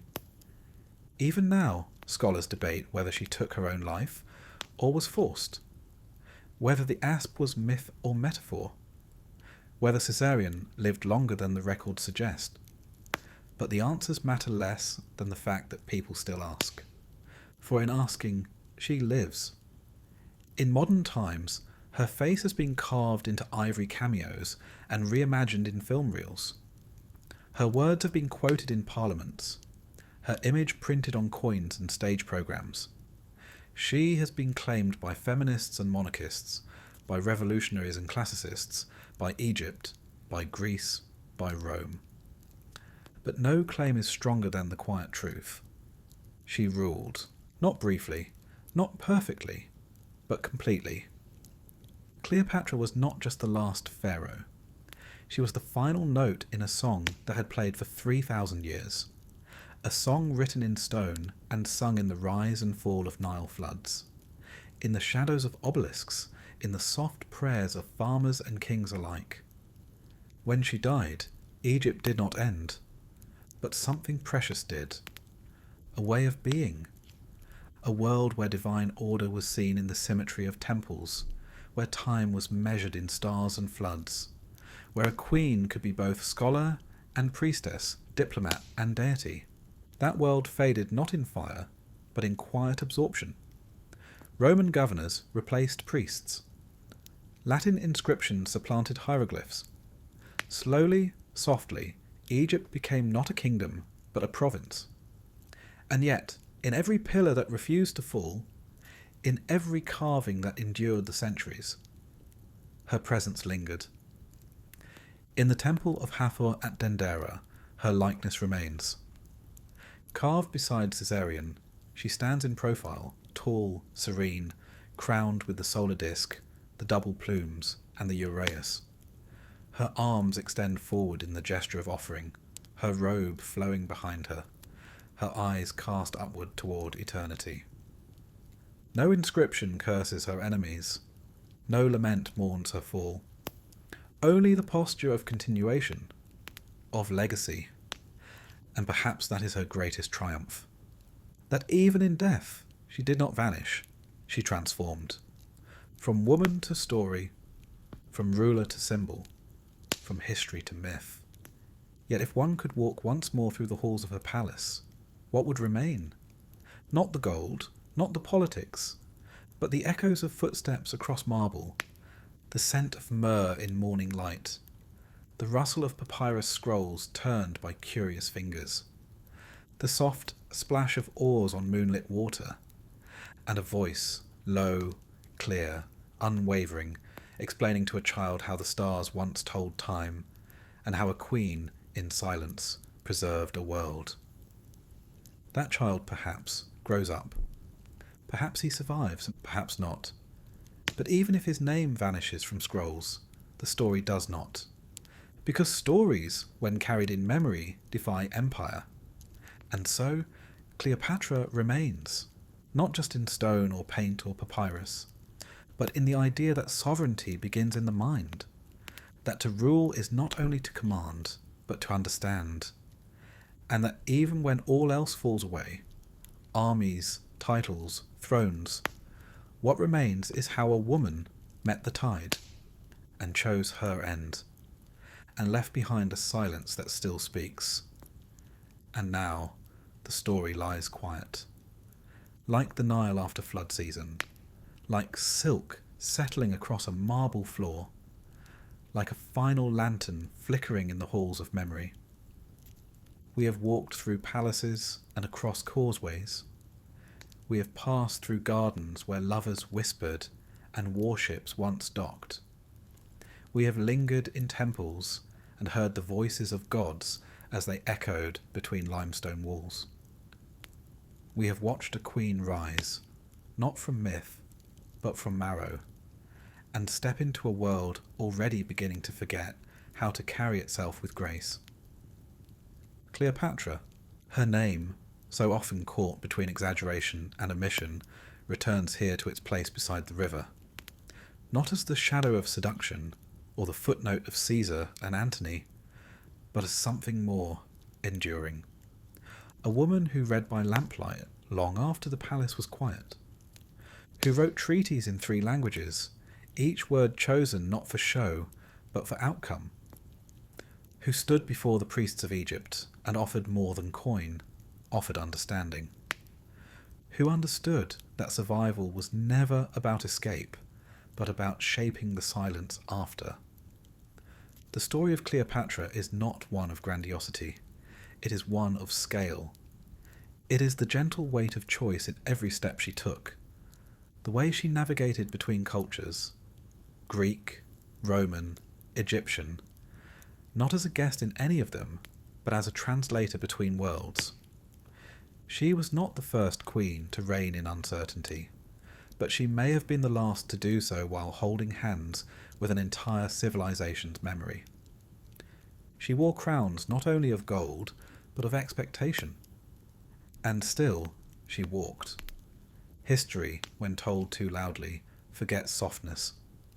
It forgets the sound between sounds, the way a reed sways before it breaks, the hush of scrolls being unrolled before a decision, the measured breath of someone preparing to surrender, not out of defeat, but with intention.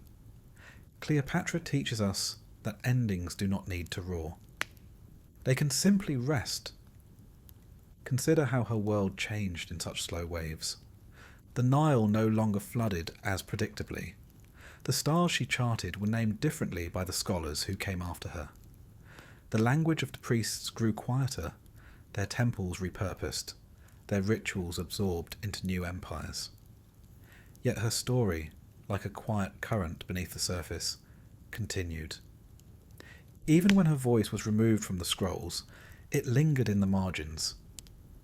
Even when her image was softened into paintings and plays, something of her stayed true in the curve of her eyes, in the tilt of her posture, composed, precise, aware. And so, as the night deepens and our minds slow, we return to the question not of how she died, but of how she lived. She lived with intention. She ruled in layers. She believed in the power of myth, but only if it served her people. She loved, but never blindly. And when her time came to step away from the marble corridors, she did so without spectacle. No throne dragged behind her. No decree screamed into the wind. She entered her mausoleum with the same precision she had used in life, as a final act of authorship, not to escape history, but to shape it. The Romans would claim her defeat, the poets would call her tragic.